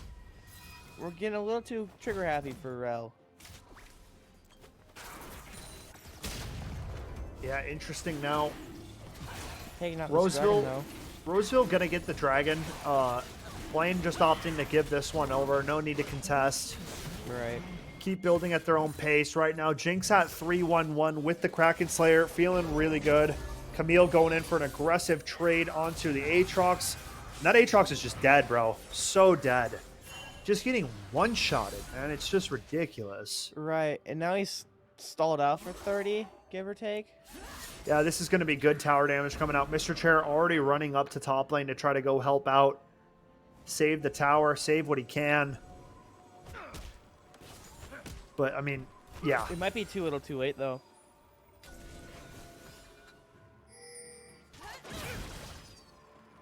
Like, Aatrox is already so far behind. Aatrox is a bit behind, but Mr. Chair, if he's like swapping lanes with them, it should be a difference. But now Udyr's here, and it's as a 1-on-2. Right, now it's a 2v1. Mr. Chair has Vi coming. Beautiful shockwave to displace both. Vi aggresses onto the Camille. Okay, Super Mega Death Rocket hits Rocket. Udyr, and this is going to be a fight going in favor And they save it. of Okay. Roseville. Yeah, that's huge. That's huge that Roseville win that. That shockwave was nasty from Mr. Chair. And now, Akshan will take one out, will get the resurrection onto Braum. Flockdance looking to struggle and bot now. What a play from Mr. Chair, man. It's safe.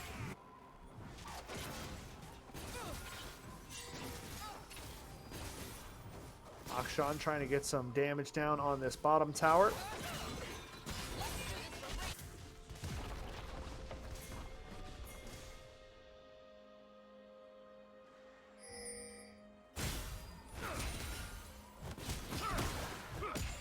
Good pressure coming in through bot side. This could be a tower going down in favor of the Blaine bot lane. Absolutely. Goldie gonna Yeah. chip up a bit. Yeah, no, that's a tower. Hop back up on gold. Now we're taking the lead for Blaine.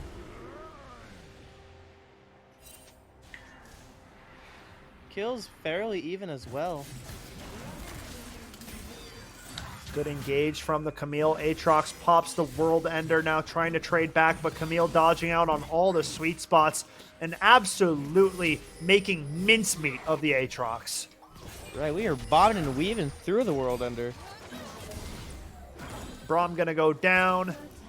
Eventually, Haywolf getting engaged on. Will get out to safety for now. Blue Cat chasing this is reminding me of that Jax being way too aggressive in the 1v5 right now because not paying attention to where the enemy team is, and it's gonna cost them. Right. These are, yeah.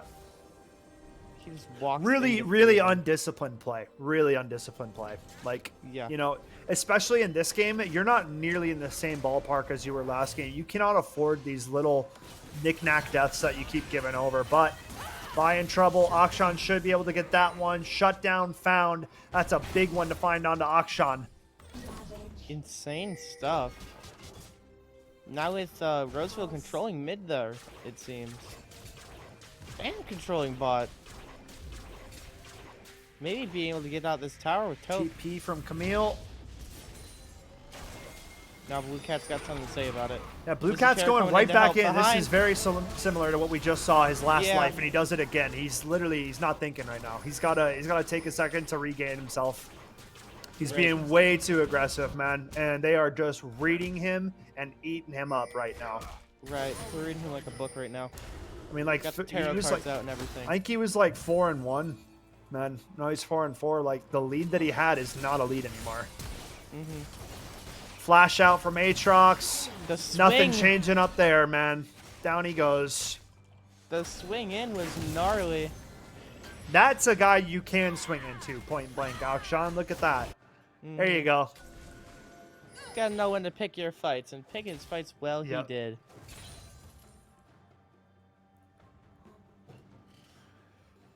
Well, all of a Yeah, sudden, pretty we much. are deadlocked, man. I mean, 100 gold lead in favor of Blaine. Mr. Chair up forward, aggressive, getting engaged on. Super Mega Death Rocket just missing on that one. Vi dashes forward, not committing in quite yet. Blue Cat looking to engage. Jinx now in a decent spot for some damage. Right, Akshan Flashes out. looking to heal though. Oh, Mr. beautiful Chair, shockwave. Nah, Mr. Chair, man. He's unstoppable, just like the game said. Yeah. Yeah, I mean, I just can't believe they're disrespecting this Orianna so much, man. They're standing on top of the ball. You know, the ball is where the ultimate goes. Right, that's where you're gonna get sucked in, my friend. Right, so we need to avoid the ball. And I think that the Blaine carries continuously getting hit by these shockwaves is why this game is going the way of Roseville Hang right on, now. A Roseville huge stole Dragon the Steal. trade. A huge Dragon Steal, and now Mr. Chair going untouched in the back line. And this is another fight that's just going to go straight up to Roseville. Blaine not picking their fights good this game, and it's going to cost them. Right. Wow. Do you think Yep. they can come back from this? Do I think that they can? Or do I know that it's possible. Do I think they will? Is a different question. Because right now, this is Mr. Chair's game to lose. He's without a doubt the strongest player in the entire game. He has not died yet. As you can see, Fever, go ahead and look that item up real quick. What's it called? It's called, I know what it's called, man. Don't tell me I'm going to forget it because I'm on cast. I buy it all the time. Mejai's. Mejai's Soul Stealer. It's an item that stacks as you get kills. You get more and more AP that stacks up. If you die, you lose a bunch of your stacks. He's currently at 18 stacks of Mejai's Soul Stealer, and I think he gets like 5 AP per one stack. Or something like that. He's very, very, very strong right now. Yeah, you want me to read off the item for you? Go ahead. Unique gains 4 stacks for each champion kill and 2 stacks for each champion assist, up to a maximum of 25. 25. Lose 10 on death. So what is... Yeah, so he's at 18 out of the 25 stacks. He's getting a lot of bonus damage right now. Yeah, an insane amount. An insane amount. So this Mr. Chair is not... He's in, like, king mode right now. He's trying to push this to a 3-game set. And this goes to those kind of loosey-goosey deaths that Blaine was giving up, right? When you are in the driver's seat, it is going to cost you. The game has changed so much over time to where they have made having the lead and giving shutdowns almost like you just lose. So now Blue Cat's in trouble, trying to get out. Vi times the ultimate nicely. Ooh. Jumping back into the fray. Camille trying to toss and turn in this 1v2. Not going to matter. Right. Goes Even down with again. The death rocket coming in, nothing.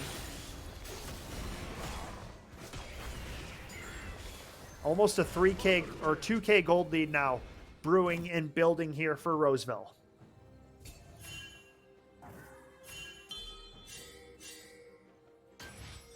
That's insane.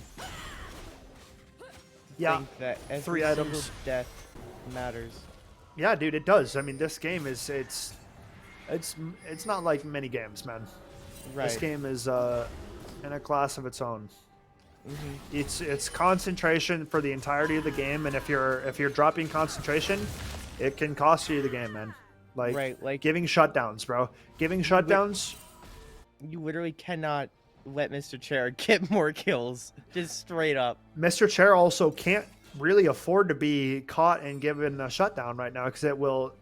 If Lip Lock Me gets that shutdown, dude, that's 800 gold going into Lip Lock Me's pocket. That's almost a half an item, right, coming out into play. Yep. And that's like a level in XP that he's going to get because of how fed Mr. Chair is right now. So it just, a magnifying scope comes over you when you are the man of the match and you're kind of super fed. And it's all coming down to you, right? You make the calls. And that's just the way that... it's playing out. Flappy Pants having some internet problems. Trying to get back into it. Mr. Chair trading with Blue Cat. Maybe Mom turned on the toaster on accident. Or unplugged it. Right. Who knows? Yeah, one or the other. Are we seeing Flappy Pants go for the Baron? No, absolutely not. Okay. Flappy Pants is just getting some vision down there for Dragon Control. Blue Cat's going to get solo killed. Mr. Chair looking for the snipe. Yeah, he's going to get it. Yup. Okay. I was going to say with that speed he's going. Aatrox trying to run away. You cannot run away from Mr. Grappling Hook, man. Goodbye, Aatrox. Nah, Auction swinging in there, stealing that kill.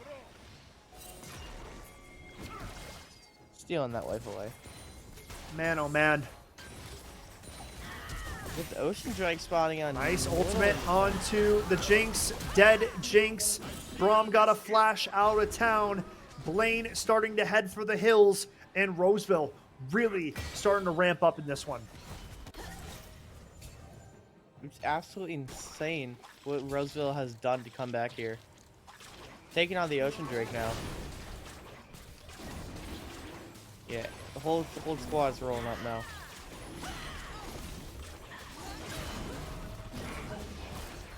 Yeah, that's a dead Drake. Soul point now in favor of Roseville. And the more and more we claw our ways through this one here, Fever, the more and more it's feeling like we are heading to a third game. No, that is. It's still tight. Indeed. It's still tight, don't get me wrong, but the people that are strong on Roseville's side can't really be messed with right now by these Blaine players. Blaine need to switch up their style. They need to group up and pick somebody off because right now they have been prey for most of this game. Right. If I would just suggest which one to pick off, it would be Well, Mr. no. Chair. Yeah, you can't. The fact that they're continuously trying to pick off the Aatrox, he's not worth any gold. You need to get somebody that has a shutdown on him. The Aatrox is literally worth like 50 gold a kill right now. Like, I kid you not. Jungle monsters are worth more than the Aatrox right now. Right. Like, they keep trying to go for Aatrox in, like, Flappy They're- Pants. I'm like, yeah. why? Blowing resources for nobodies is what it is. You know, Right. it's the threats, it's the carries, it's the 24 stack Mejai's Orianna that can kill your whole team with one ability. Right, that's what you're looking Here for. it is. Like, look at that! Bro, your health, it's gone! Goodbye. Sayonara, come again, or don't. You know, it doesn't actually matter. Because now, Jinx by herself, you can't be there. Yeah, Blaine's falling apart right now here, Fever. Falling apart. Getting picked off one by one. Roseville got a game plan, and right now they are executing. Right, Mr. Chair is just being a nuisance. And a great one at that. Like, they're already pushing, the towers. Blue Cat showing up, trying to stop this push. Braum falling quite low on HP, gonna go down. Camille ultimate onto Haywolf, trying to trade a kill back. Udyr showing up late to the party. Camille gonna drop, not long for this world. And Roseville can do no wrong. Roseville cannot, as Akshan they will get one. close up the tower. Lip Lock Me shows up a little bit late, but not too late enough to make something happen. Goodbye, Lip Lock. Mr. Chair one-shots her. Can they get out now? Mr. Chair just looking to keep his life as Blue Cat tries to finish him off. Blue Cat gonna catch up to him though. Floppy's gone. Mr. Chair versus Blue Cat. Look at the damage though. Yeah, I Look at saw the that damage. health bar. Look at the damage. Get off of me. Get off of me, Mr. Chair says. Take a seat in that chair over there. Dude, Mr. Chair probably thinks of everyone like mosquitoes at this point. Oh yeah. Dude, you see what he's doing to him? This is a statement game coming out of Mr. Chair, man. And this is exactly why we were talking about you cannot give him the Orianna, bro. It's ridiculous that Orianna was not banned going into this game. How are you going to let... I don't need to talk about it anymore. You guys understand that I'm upset about it. We can move on. like, dude, League is such a game where comfortability matters, right? You're Right. seeing it. You're seeing it right here. Mr. Chair putting on a world-class game right now. No deaths. He's the whole team, bro. Literally, yeah. He's got supporting pieces, but like, dude, all the damage in all these fights is coming off the back of Mr. Chair's Shockwave. Like, you literally get, what, pretty much 2 levels at this point for killing him? 700 Probably. gold? Yeah, a level and a half, probably. But now Baron being the next target for this Roseville squad. Blaine, if Yeah, you're let's watch going to this make a shit miracle figure out. happen, it'd have to be now. You're running out of time to claw your way back into this game. And Blaine, Super Mega Death Rocket going to land, but not going to be at the right time to find a Baron steal. Not at all. Here we are with the Baron buff. Roseville is making their march towards Go the for it. towers. Just fight them. They're not grouped up. This is on Blaine. If you are not grouped up at this stage of the game, Roseville are going to run you down and close out the show. Udyr's trying to split push. Right, and that's what we're seeing right now. Inhib going down. Aatrox backing now to deal with the Udyr. Udyr realizing that they cannot stop this push, and it's going to be game over, but it's going to be too little too late. Camille diving into the backline, trying to start out this fight. She's gone. Blaine's chances of game number 2 are absolutely gone. Game number 3 going to be required to crown a LoL Club champion. Right, insane work as you see Roseville. Wait, did they actually shut? No, okay. I was gonna No, say. dude, he went 10-0-12. He just dunked on him the whole I game. saw the word. I saw the word Dunked shutdown. on him. I saw the Nuh-uh. word shutdown, and I got concerned for a second. No shutdowns here. No. No shutdowns here. Only shutdown going over to the Blaine squad, right? Just completely getting wiped out of that game too, man. For a little bit, it was competitive, but then again, like, you just hit these midpoints of the game, teams, they stopped playing together, and that's what we saw from Blaine in that game too. Stopped going for plays together. They were playing a lot as individuals, and they were getting picked off, man. Like, it's kind of the way that one played out. So going into this last game, the team play, the herd mentality, what we started the day out with, Fever. It was such a long time ago, but you got to get back to where it started. The herd mentality, you got to play together. You got to play off of each other. If you want any success, you know, I don't think it would take Sherlock Holmes to figure out that Orianna's probably not going to make it through Agent Select on the next game. But folks. If she does, I'll eat my hat. Yeah. I'll go get a hat and eat it. Yep. Okay.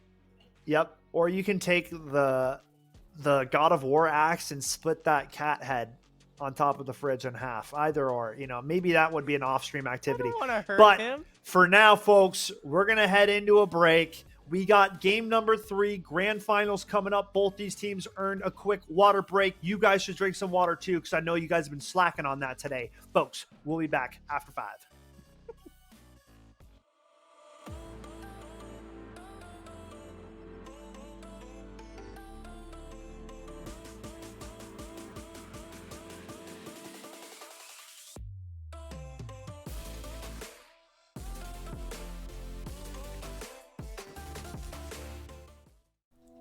Here at Concordia St. Paul, you will have the opportunity to earn a degree, make lifelong friendships, and play a game you love on an esports scholarship.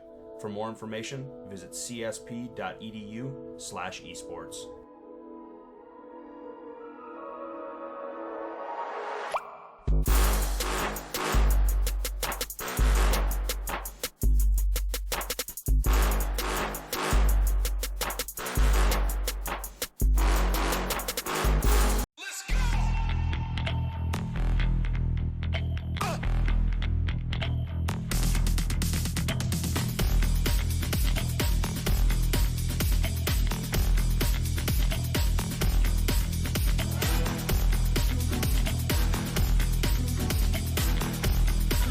He just draws it out a lot more. Yeah.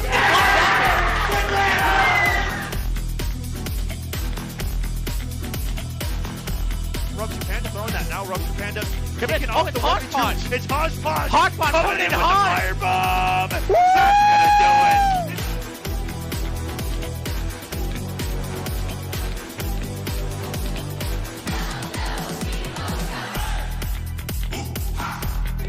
Can't allow a freebie like that to close out a game that's been as tight as this one. The shot! Not gonna win it. The rebound denied. Are you serious?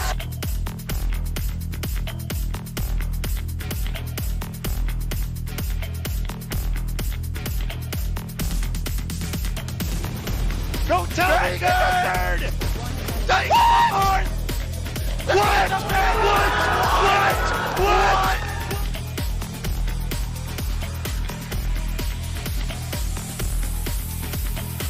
Wait, he might. Wait a second. Oh my goodness.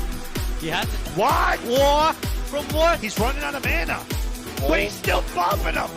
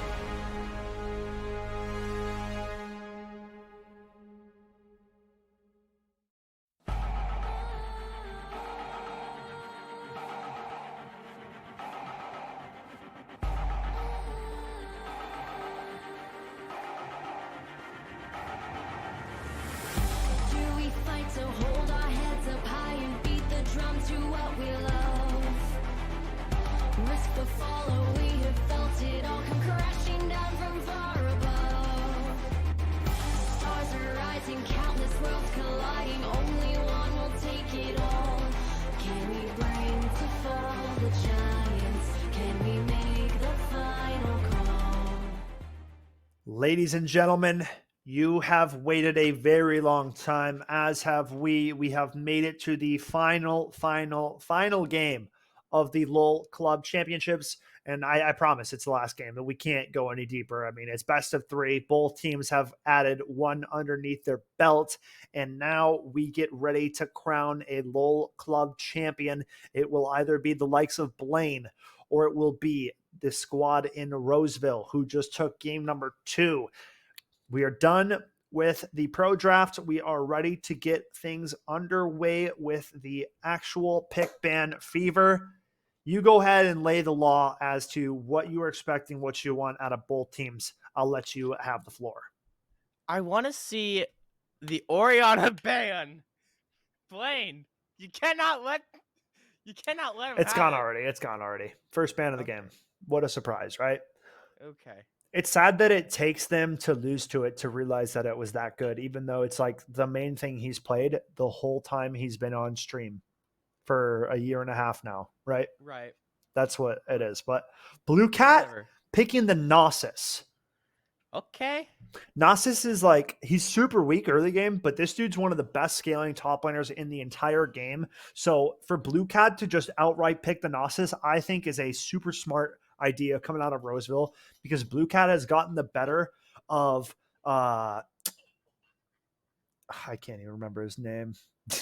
Das Apex? House. It's the House Das kind. It's, it's whatever German that means. I don't even know, man. Doesn't matter. Blue Cat's been owning the top lane. That's all that I know. And now with this Gnosis pick, it will make it so that when he's winning top lane, it's going to be an exponential difference, kind of like the Jax game. Like, Gnosis' scaling is never ending, bro. Fever, when this guy last hits something with his Q, he adds stacks to it. So every minion kill, he gets 3 stacks. Every bigger monster or Right, champion okay. kill is 5. And he stacks never ending. Like, as long as the game goes, he can stack. So realistically, this hyper scaling that I see on Roseville is unbeatable if this game goes to 40 to 50 minutes. Jinx Lulu bot lane is one of the absolute best bot lanes you can have. Anivia is one of the grossest scaling mid laners in the entirety of the game, and the same can be said for Gnosis in the top lane. I like the Blaine draft. I think there's a lot of explosive playmakers, but I think the recipe for success here is Blaine are going to be the ones leading the exchanges in this dance. Okay. They're going to be the ones trying to make the moves first, a little shimmy over here, a little shimmy over here, something along those lines. And it's going to be up to Roseville to weather the storms, to push things into late game, and to really let their comp kind of blossom and become what it can be, because their team can become one of the scariest team comps once we get to late game. But that's the big but, is it's got to get to late game. And if they don't get to late game, it's going to be Blaine, I think, running the tables. Right. Okay. We'll have to wait and see. And remind me, who is the champ that could stack? Gnosis is his name. That is Gnosis. Okay. Gnosis. Yep. You go ahead and look up his Q real quick. It's like, Oh, I'm looking at I it. can't remember what it's called, but yeah, dude just gets stacks. He's DKing. Siphoning Strike. Yep, the siphoning. I knew siphoning was in it. I just couldn't remember the Nah, you're follow through. That's why I got him pulled up. We're good. No, but we're sticking on Jinx, which I'm surprised we haven't banned, but to be fair, it hasn't been that detrimental to Roseville. The Jinx pick's been good, I'd say. Right. Liplock's done a good job. The Super Mega Death Rockets have been hitting for the most part from a range, so doing a good job to support where they can. I think this is going to be an interesting one. We've gone 2 games now of back and forth play from both these teams, so I really do think it's going to be a back and forth style. For Blaine, they have to come out and they have to play a cleaner early game, because if they play this tradey kind of style with a team that scales better than them, the math just doesn't check out for this to be a a result fair that fight. Blaine are going to like once they get to Right. deeper and deeper waters into this game. They do have a lot of good team fighting pieces on this Blaine team. So herd mentality, you got to remember it. If you're not playing together, Blaine, this Rosemount squad is going to pick you apart. I think the sands of Sharima are shining through the window right now. Azir's up top, blessing me with this sunlight, and I'm not having it. Oh my goodness. This is way too much sun. But No, there's Favor. a reason why my blinds are closed right now. yep, absolutely. Mm-hmm. I'm just getting blinded by the light. Oh my So goodness. Gnosis was the blind pick, right? Yep. No, Gnosis is on the side of Roseville for top lane. Oh, okay. Blaine are rocking the Aatrox again. And The other Jinx, than that, Lulu, Jarvan. Jinx Lulu will be on the side of Roseville, the Jarvan on the side of Roseville, a Nivea on the side of Roseville. Okay. So looking forward to getting into it, folks. No, that's Roseville. Gnosis is Blue Cat for Roseville, 100%. Blue Cat's on Blaine? I'm trolling, bro. Oh, my goodness, I'm trolling. Blaine have the scaling comp then. Okay, Blaine have the scaling comp. Roseville have the early game composition. Thanks for production for that one. The sun really just melting my brain right now. All my thoughts.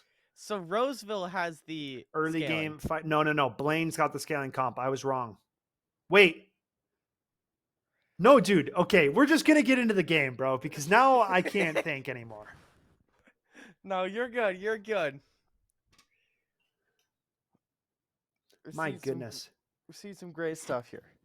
Yeah, okay, because Chair is... Yeah, Blaine's got the scaling comp. Blaine has the scaling comp. I was saying Roseville has a scaling comp, right? That was my problem. That's what I was saying at the start, but here we are. Mr. Chair on the Syndra. Leona, Okay. Misfortune are a very good duo for fighting in bot lane. Jinx and Lulu, the scaling duo, though. The longer the game goes, they let that play out. Okay. Yeah. Okay, yeah. This makes sense. I'm looking at the rosters now. Okay, cool.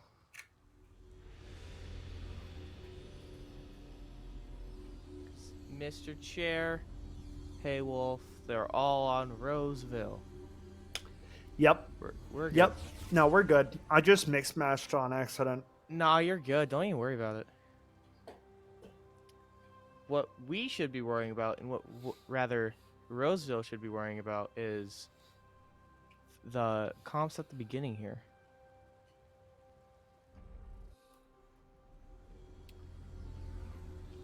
But here we are getting into things.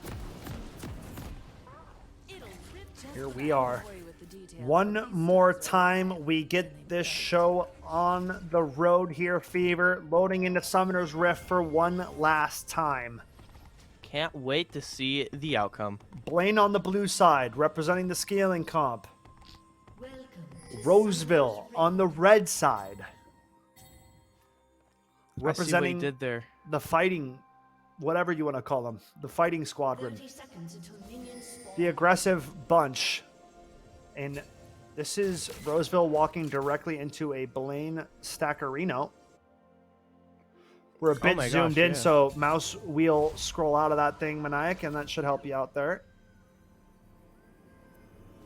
At least it looks like we're zoomed in, unless I'm trolling him. No, I think you're trolling again. I think we're zoomed in, bro. There's no way we're not zoomed in right now. Unless I'm trolling, bro.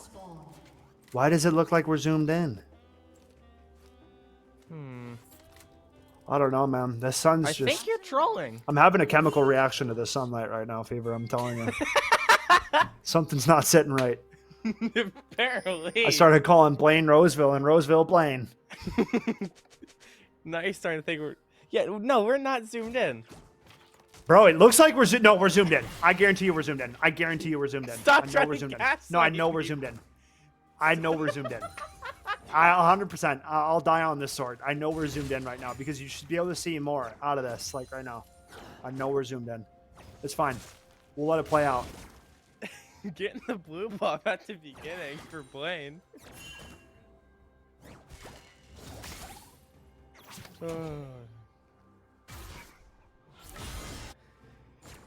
So junglers matching clears on the top half of the map to kick this one off. Right, because junglers, Syndria, and help me out. Wait, what are you trying to say? Syndra? Anivia? Anivia. Yeah. Anivia. Thank you. I've never heard of Cryo Phoenix before, but I'm excited to see. Yeah, I just call her the Ice Bird. Cryo Phoenix is such a cooler name. Yeah, but like phoenixes are like fiery, so like cryo phoenixes, that's just not a real thing. But right? cryo means Cold, right? Yeah. yeah. But like, it's phoenix. No, I bro. get you. Phoenix will burn through that ice. Real talk. Nice gank setup onto the Anivia. Okay. We'll trade back some damage of her own. The Space Groove Gnosis already getting to going on the Siphoning Strike. Right. Do you think we'll see Aatrox be able to play more carefully around this Gnosis here? Well, I'll tell you what. Aatrox should not be getting solo killed in the early game by this Gnosis, is what should not happen. The past 2 games, Blue Cat has been on a very aggressive early game dueler that can trade a lot more heavily, like the Jackson the Camille, whereas Gnosis is not really of that caliber. He's more of a passive laner, lets himself get to a point when he's stronger, and then he decides to start taking the big fights. Toasty Boy and Haywolf going at it in the river. Haywolf engaging hard onto Toasty Boy, and that's going to be a dead Jarvan. Flash out EQ to safety. Somehow going to survive last second play to live that. That's crazy from Toasty Boy, though. Yeah. Wow. Can't believe he got out of that. I thought he was a dead Jarvan. What do we think of the Misfortune pick for Toad? It's not bad.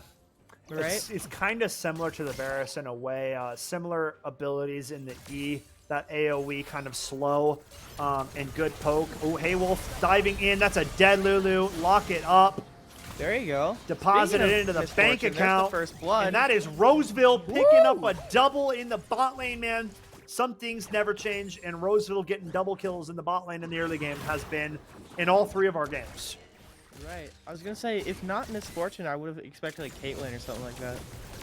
The Misfortune pick's really good with the Leona. They synergize very well together. I dig it. What I'm also digging is Aatrox playing a bit more passive here. Being able to punish Blue Cat here more. Yeah, this is the matchup where Aatrox should not be playing passive, though. Like, he needs to be being aggressive, because if you let Gnosis free farm and get strong for freebie, you know, it's like you're just letting him get to his power spike, right? Gnosis is super weak. He can't really trade that well in the early game. So Aatrox should be looking to be aggressive, but we're not really getting that right now. Okay. Syndra in trouble. Mr. Chair forced to flash out of this one. 5-minute cooldown for that flash. And an early level lead and a fat amount of CS lead going the way of Gnosis to kick out that early laning phase. Yeah, I can't believe Aatrox just let him channel.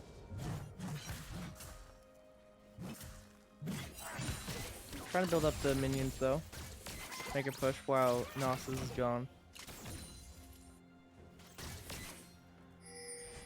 I'll say the Leona and Misfortune are doing great in bot though. Yeah, an excellent start. 43 CS for the Misfortune right now. 21 only for Lip Lock Me on the Jinx. So really getting out to a racing start for Roseville.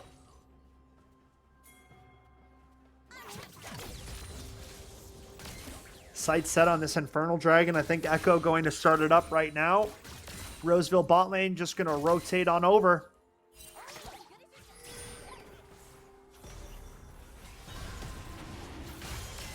Oh, there's Dragon. I think this can be an early one for Blaine. I don't think, sorry for Roseville, I don't think Blaine's gonna want to combat it all that much. Yeah, Roseville gets the first dragon. Aatrox trying to push on with Gnosis.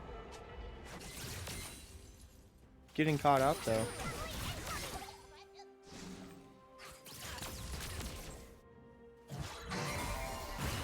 Okay. Ooh, engage onto Mnvl. Nice flash out into safety. Echo falling quite low. Haywolf forced to flash out as well. A trade of flashes in the mid lane. Aatrox trying to catch Gnosis out of position. If we can, in like a minute or so, can we click on the Gnosis? I kind of want to get an update as to what number he's at for stacks right now. If you click on him, it should show a number for you, and then production will just have to tell us what the number is that he's sitting at, because those are the numbers to keep track of, because Gnosis can essentially get to a point where he's basically killing people in 2 Qs, and his Q's on like a 3 or a 4 second cooldown. So like, Oh, okay. So just the double tap. when he ultimates as well, his Q cooldown gets cut in half, so he can Q like every other attack. He's just running around caning everybody.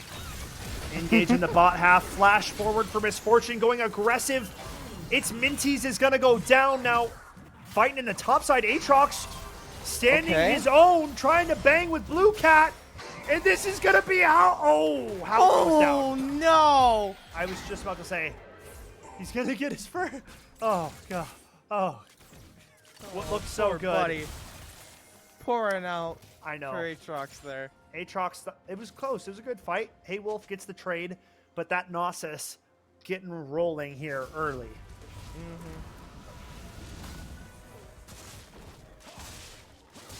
Man, that was close, man. And we were cheering for Aatrox. We thought he was going to get his right there. Right. Gets an No, assist, maybe next though. time. Gets Right, an no. assist, so we take those. Wait, who just got Kraken Slayer? Misfortune. Ooh. Very strong. Coming back down to the bot lane. Choke going to have a lot of damage in his possession. For sure. As we see, I believe it was Mr. Chair taking out the Rift Herald. If my eyes did not deceive me.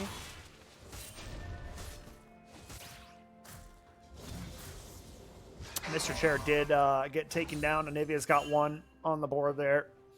Alright. 2-4 currently standing. Roseville in the kill lead right now. Blaine trying to scale their way back into this.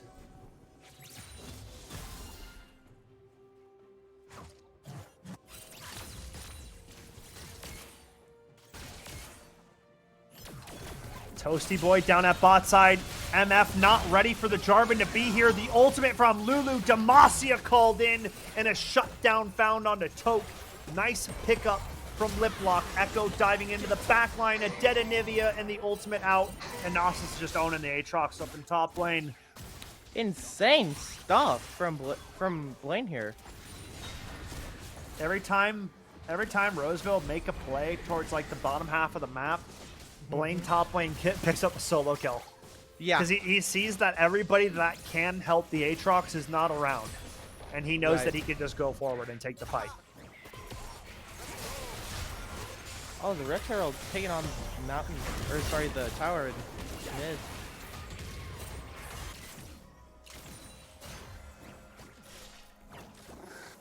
Yeah, that's a dead tower for mid. Mr. Chair Absolutely taking dead it. shower. Mr. Chair putting in the work in the mid lane. As he always does. If there's one thing we can count on, it's Mr. Chair being a nuisance. Yeah, very true. Poke taking out the bot tower here as well.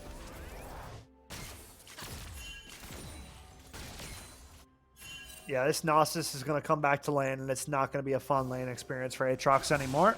Yeah. So does his stack like diminish with a death or? No, dude, his stacks are perma than the rest of the game. Okay. He just permanently stacks. He's a never-ending stacker. There's 2 never-ending stackers in the game. Well, there's actually a couple of them, but damage-wise, Gnosis and Vagar. Look at this. Boom. He doesn't do a ton of damage on the Q right now, but here comes the ultimate. That's a lot of damage if you ask He me. does the ultimate, and there it is. There's the damage. Okay. Aatrox goes back to base again. And this is Blaine getting what they wanted, right? Blue Yeah. Cat realizing, hey man, if I pick a never-ending scaler, there's no way that I can go wrong in this matchup. Right. And that's what I he's mean, doing. Blaine is letting Roseville get the dragon, though. Might try and come in here and steal it.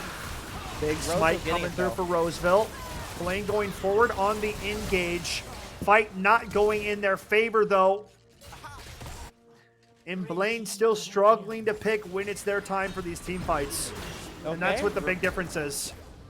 A forced flash out of Mnvl, and right now, Gnosis knows the game plan. Gnosis knows it was a Right. scaling team comp. The rest of the Blaine squad is not realizing that they're a scaling team comp.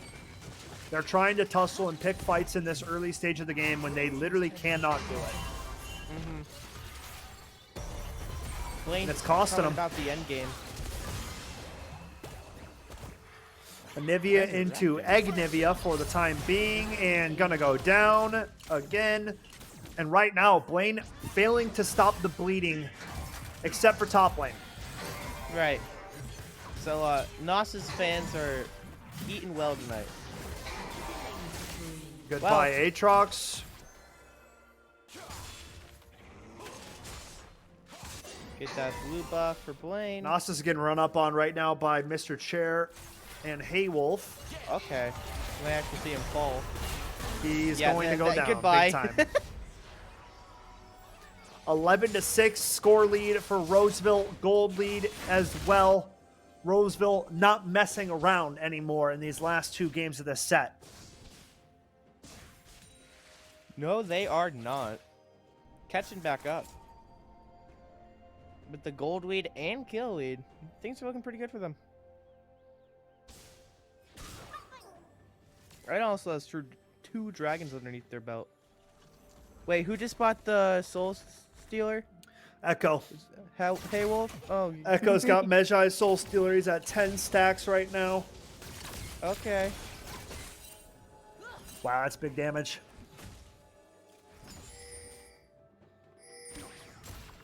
We'll have to pay attention to him.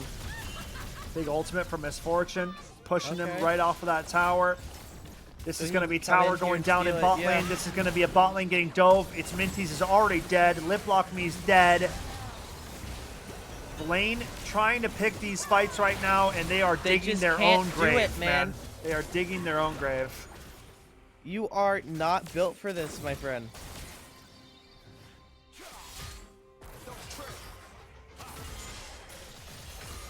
Everything wants- playing out according to the Roseville game plan. Right. Haywolf's wanting to get out of there if he wants to keep his stacks, though. No way. Bro, what are you? Okay, okay. That's the Echo ultimate. You get out of jail free card. Okay. I didn't know we were built like that. Yep. Echo's different. I mean, dude, Roseville are just running the map right now. Legit. Doesn't matter the lane. Doesn't Right. matter who shows up to partake. Roseville are laying the law. Right, like even top lane's lost a bit of control.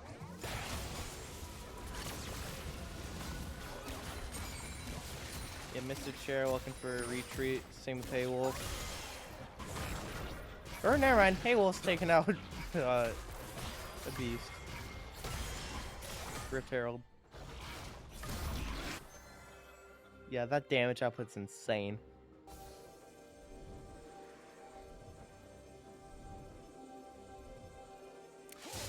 My goodness. What a mess.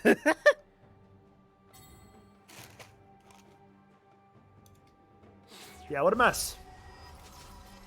Gnosis feeling good. The rest of his mates struggle busing. Yeah. Blue Cat pops the ultimate now, trying to have a go. Flappy doesn't like that damage. Blue Cat now walking up on Mr. Chair. Ooh, Aatrox. Having a decent chance at fighting this Anivia in top Yeah. lane. Hang on. Toasty Boy gonna ulti, point blank, and Toke gonna drop him off. Anivia trying to run away from the Aatrox. Hey Wolf showing up to the scene. No ultimate on this Gnosis. It's Minty's has been the target on repeat, and I think you're going to be the target again. Nice flash out of the Lulu. Echo going to go ahead and dash on in. Oh, Hey Wolf catches him. Goodbye, Lulu. And they're gone. It's a massacre. Goodbye, Blue Cat. And this is looking like Roseville's game to lose at the moment, man. Yeah. Blaine can't buy any wins anywhere on the map anymore. They literally have nothing. Third Dragon going over to Roseville, looking to be a closeout of this third and final game of our club tournament.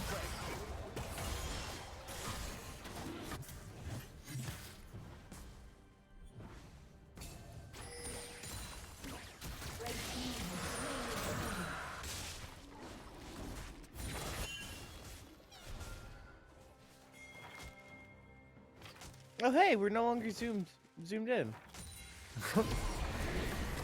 Yeah, bro, we were zoomed. I told you. Oh. We were hardcore zoomed.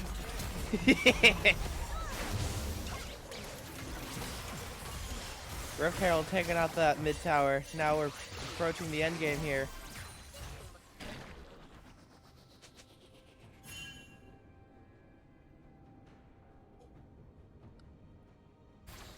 It's Minty's heading on back to base. Toasty boy taking out some goons. Dude. I mean, domination has been the word coming to mind for Roseville in this game 3. Absolutely. Like, the only thing they weren't looking so hot on was top. But now they're doing just fine.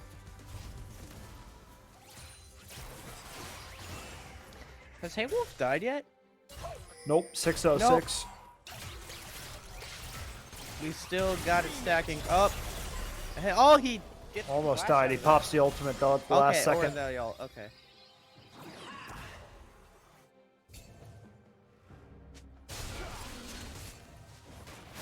Got the next Baron in just a little under a minute here. Place your bets if it goes to Roseville or not.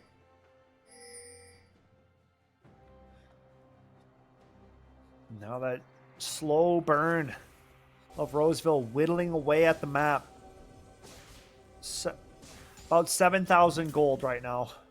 Right, it's insane. Like, the kill difference speaks for itself, really. Yeah.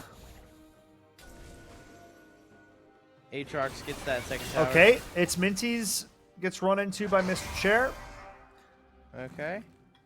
Trying to run away on the Aatrox. Blue Cat trying to run him down. Will hit the Wither. Aatrox no longer for this world. Hey, Wolf Goodbye. tries to come in here. Mr. Chair and Toke are going to absolutely demolish their opposition down here. Goodbye. Oh my gosh. Woo just could not handle it. And they both channel away. And now another, look at this, the wandering posse of Blaine just getting picked off one by one, bro. It's the story of last game and it's the story of this game. These guys walk around by themselves and they get picked off on repeat, right? It's just not the way you can play this game, especially when you're behind, you know? And if you don't change that, you're going to get exposed. And that's what Roseville did to him. Because this has just been an absolute clinic of a game 3, man. It hasn't felt like either of the last 2 games. Last 2 games were competitive back and forth. This one has been Roseville start to finish. Right. Like, you just gotta sit there and wonder what happened. They picked for all late game, and they decided to try to fight early game like they had early game champs, which they do not have in the slightest. The only early game champ on their team, dude, is Jarvan, and he's 0-4. You know? So, Nope, yup. not how Coach drew it up, and that's a, yeah, bro. Walking around solo.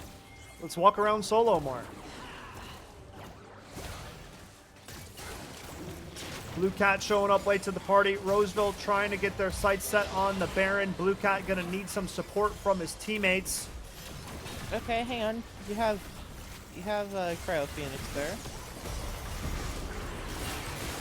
Yeah, it's not gonna be much help though. Yeah, dude, Jarvan's on the bottom half of the map. I mean, they know that they get to do this Baron for free because the enemy jungler's not even close. Blaine, I think, have thrown in the towel at this rate. They're I think they're so. not even coming to fight together, man. Yeah. You know? This No, is I gonna have to be a agree with Baron you. going over whenever. Mr. Chair just kills lip lock me. Yeah. Goodbye. Sorry, Jinx. I don't know, man. I Yeah. don't know. I'm at a loss of words, I think, here. Fever. I'm right there with you, brother.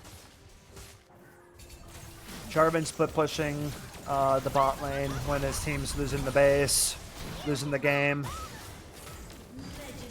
It's interesting. I think we're seeing the curtains close here shortly. Yes. 10K gold lead.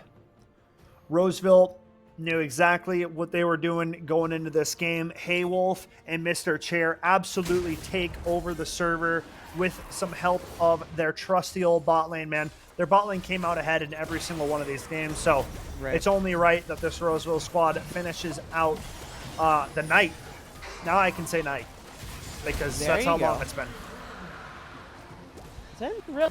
Oh my golly gosh. Yep. It actually is pizza time after this, for real, for real.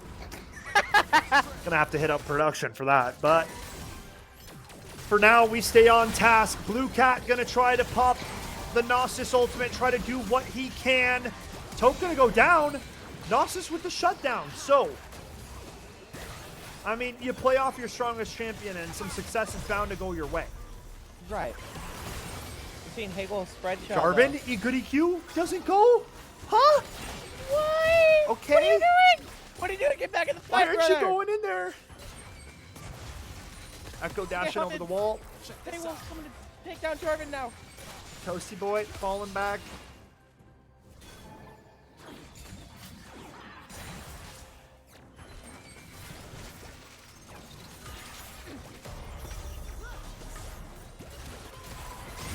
Haywolf gonna one-shot him. Man, dude, this is just... They're spilling their spaghetti all over the This place. is getting out of hand, bro. Baron time. Roseville looking to close out this show. This Looking like one's a long condo overdue. line. This Yeah. one's long overdue. Haywolf going for more one-shots instead of doing the Baron. Who can blame them? I mean, I can. I will. Do the Baron. Because you just give Blaine time to show up and contest it, right? That's the problem with not going over and doing it right away. Now there's a chance they can steal this. And he does! He does just that! Holy. You deserve to get punished for that one, Roseville. You deserve to get punished for that. You so much deserve to get punished for that, bro. You're the jungler. You're going to attack people instead of going to do the neutral objective Baron to win the game, and now Blaine have a wide open chance to walk back into this game when they had no business doing that. Well, not if Liplock's just going to get caught like that. This might Yeah. still be game. This might still be game because they lost 3 players. Yeah. But that was a huge steal from Toasty Boy. No. Hagel with Mr. Chair, Flappy Pants, Tope, and Hostas Kind walking up over to Blaine's base here. I think this is fair. it. Yeah. Mnvl trying to get back in, trying to save the day, but Roseville sights set on the Nexus, fight taking place. Tope free firing on that Nexus. Gnosis getting in just in the nick of time. It's going to be close. Roseville not focusing the Nexus. They will get it done, though. In the end, it does not matter. The Baron steal going the way of Blaine. Nicely done by Toasty Boy, but in the end, it is Didn't even Roseville matter. who close out the game, take number 3, and crown themselves LOL Club champs of our spring season. So, job well done to Roseville. Tip of the hat to the Blaine forces. They tried their best, but in the end, not really a match for that Blaine squad. Game 3 was like as much of a glaring point as you needed to see, right? Yeah. The lack of messing around was really there from the Roseville squad. They were Yep. getting it was business at that point. Insane. How are you feeling, stuff. It's just, it's so jarring to go from game 1 to 2 to 3. You know? Mm-hmm. Like, Yeah, you dude, see it's them- a you see them have it's a strong- journey. Yeah. It's an absolute journey. Blaine came out of the gates swinging. They had such a dominant performance in game number 1. Blue Cat went disgustingly huge on the Jacks. And then from game 2, just like that lack of team play was, I think, the glaring mistake from Blaine compared to Roseville. Roseville consistently going for plays together. Blaine, not so much. Right. Not so much. They're trying to play as individuals. This is not an individual game. If you're not playing team play when it comes down to 5v5 League of Legends, it's gonna be exposed. Kind of like Roseville were able to pull it off, man. That jungle synergy between jungle and mid lane combo of roaming was just on point from Roseville. But in the end, they come out a 2-1 victory. Thanks to every team that came out to compete in the tournament. We're going to take a very short break and hopefully line up an interview with one of our Roseville champs, folks. Don't go anywhere. We'll be back in a jiff.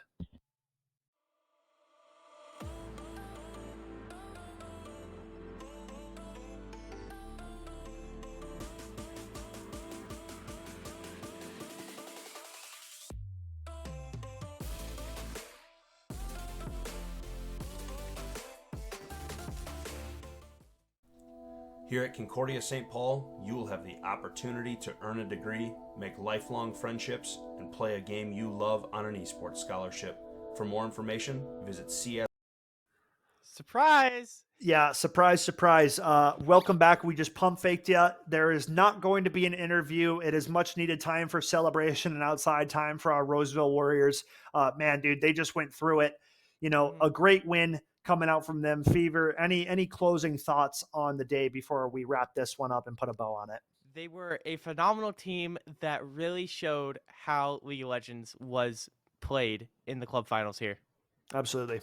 I couldn't have said it better. We're getting ganked by the man of the hour. It's Mr. Ace. We'll set him down here. But, he wanted to say hi. He said, congratulations to Roseville getting the job done. He said the gameplay was exquisite. He gave credit to the team play. But other than that, folks, thank you all for coming out for our League of Legends Club final stream. It was a pleasure. It was a grind. I hope I still have a voice for All-Stars next week. But, I mean, dude, we're winding down the season, guys. We're winding down the season. Just a few streams left. So stick it out. We hope to see you guys come state finals. If you haven't gotten your tickets, get them now. The sun is somehow getting worse. So I'm going to close this before I become legally blind.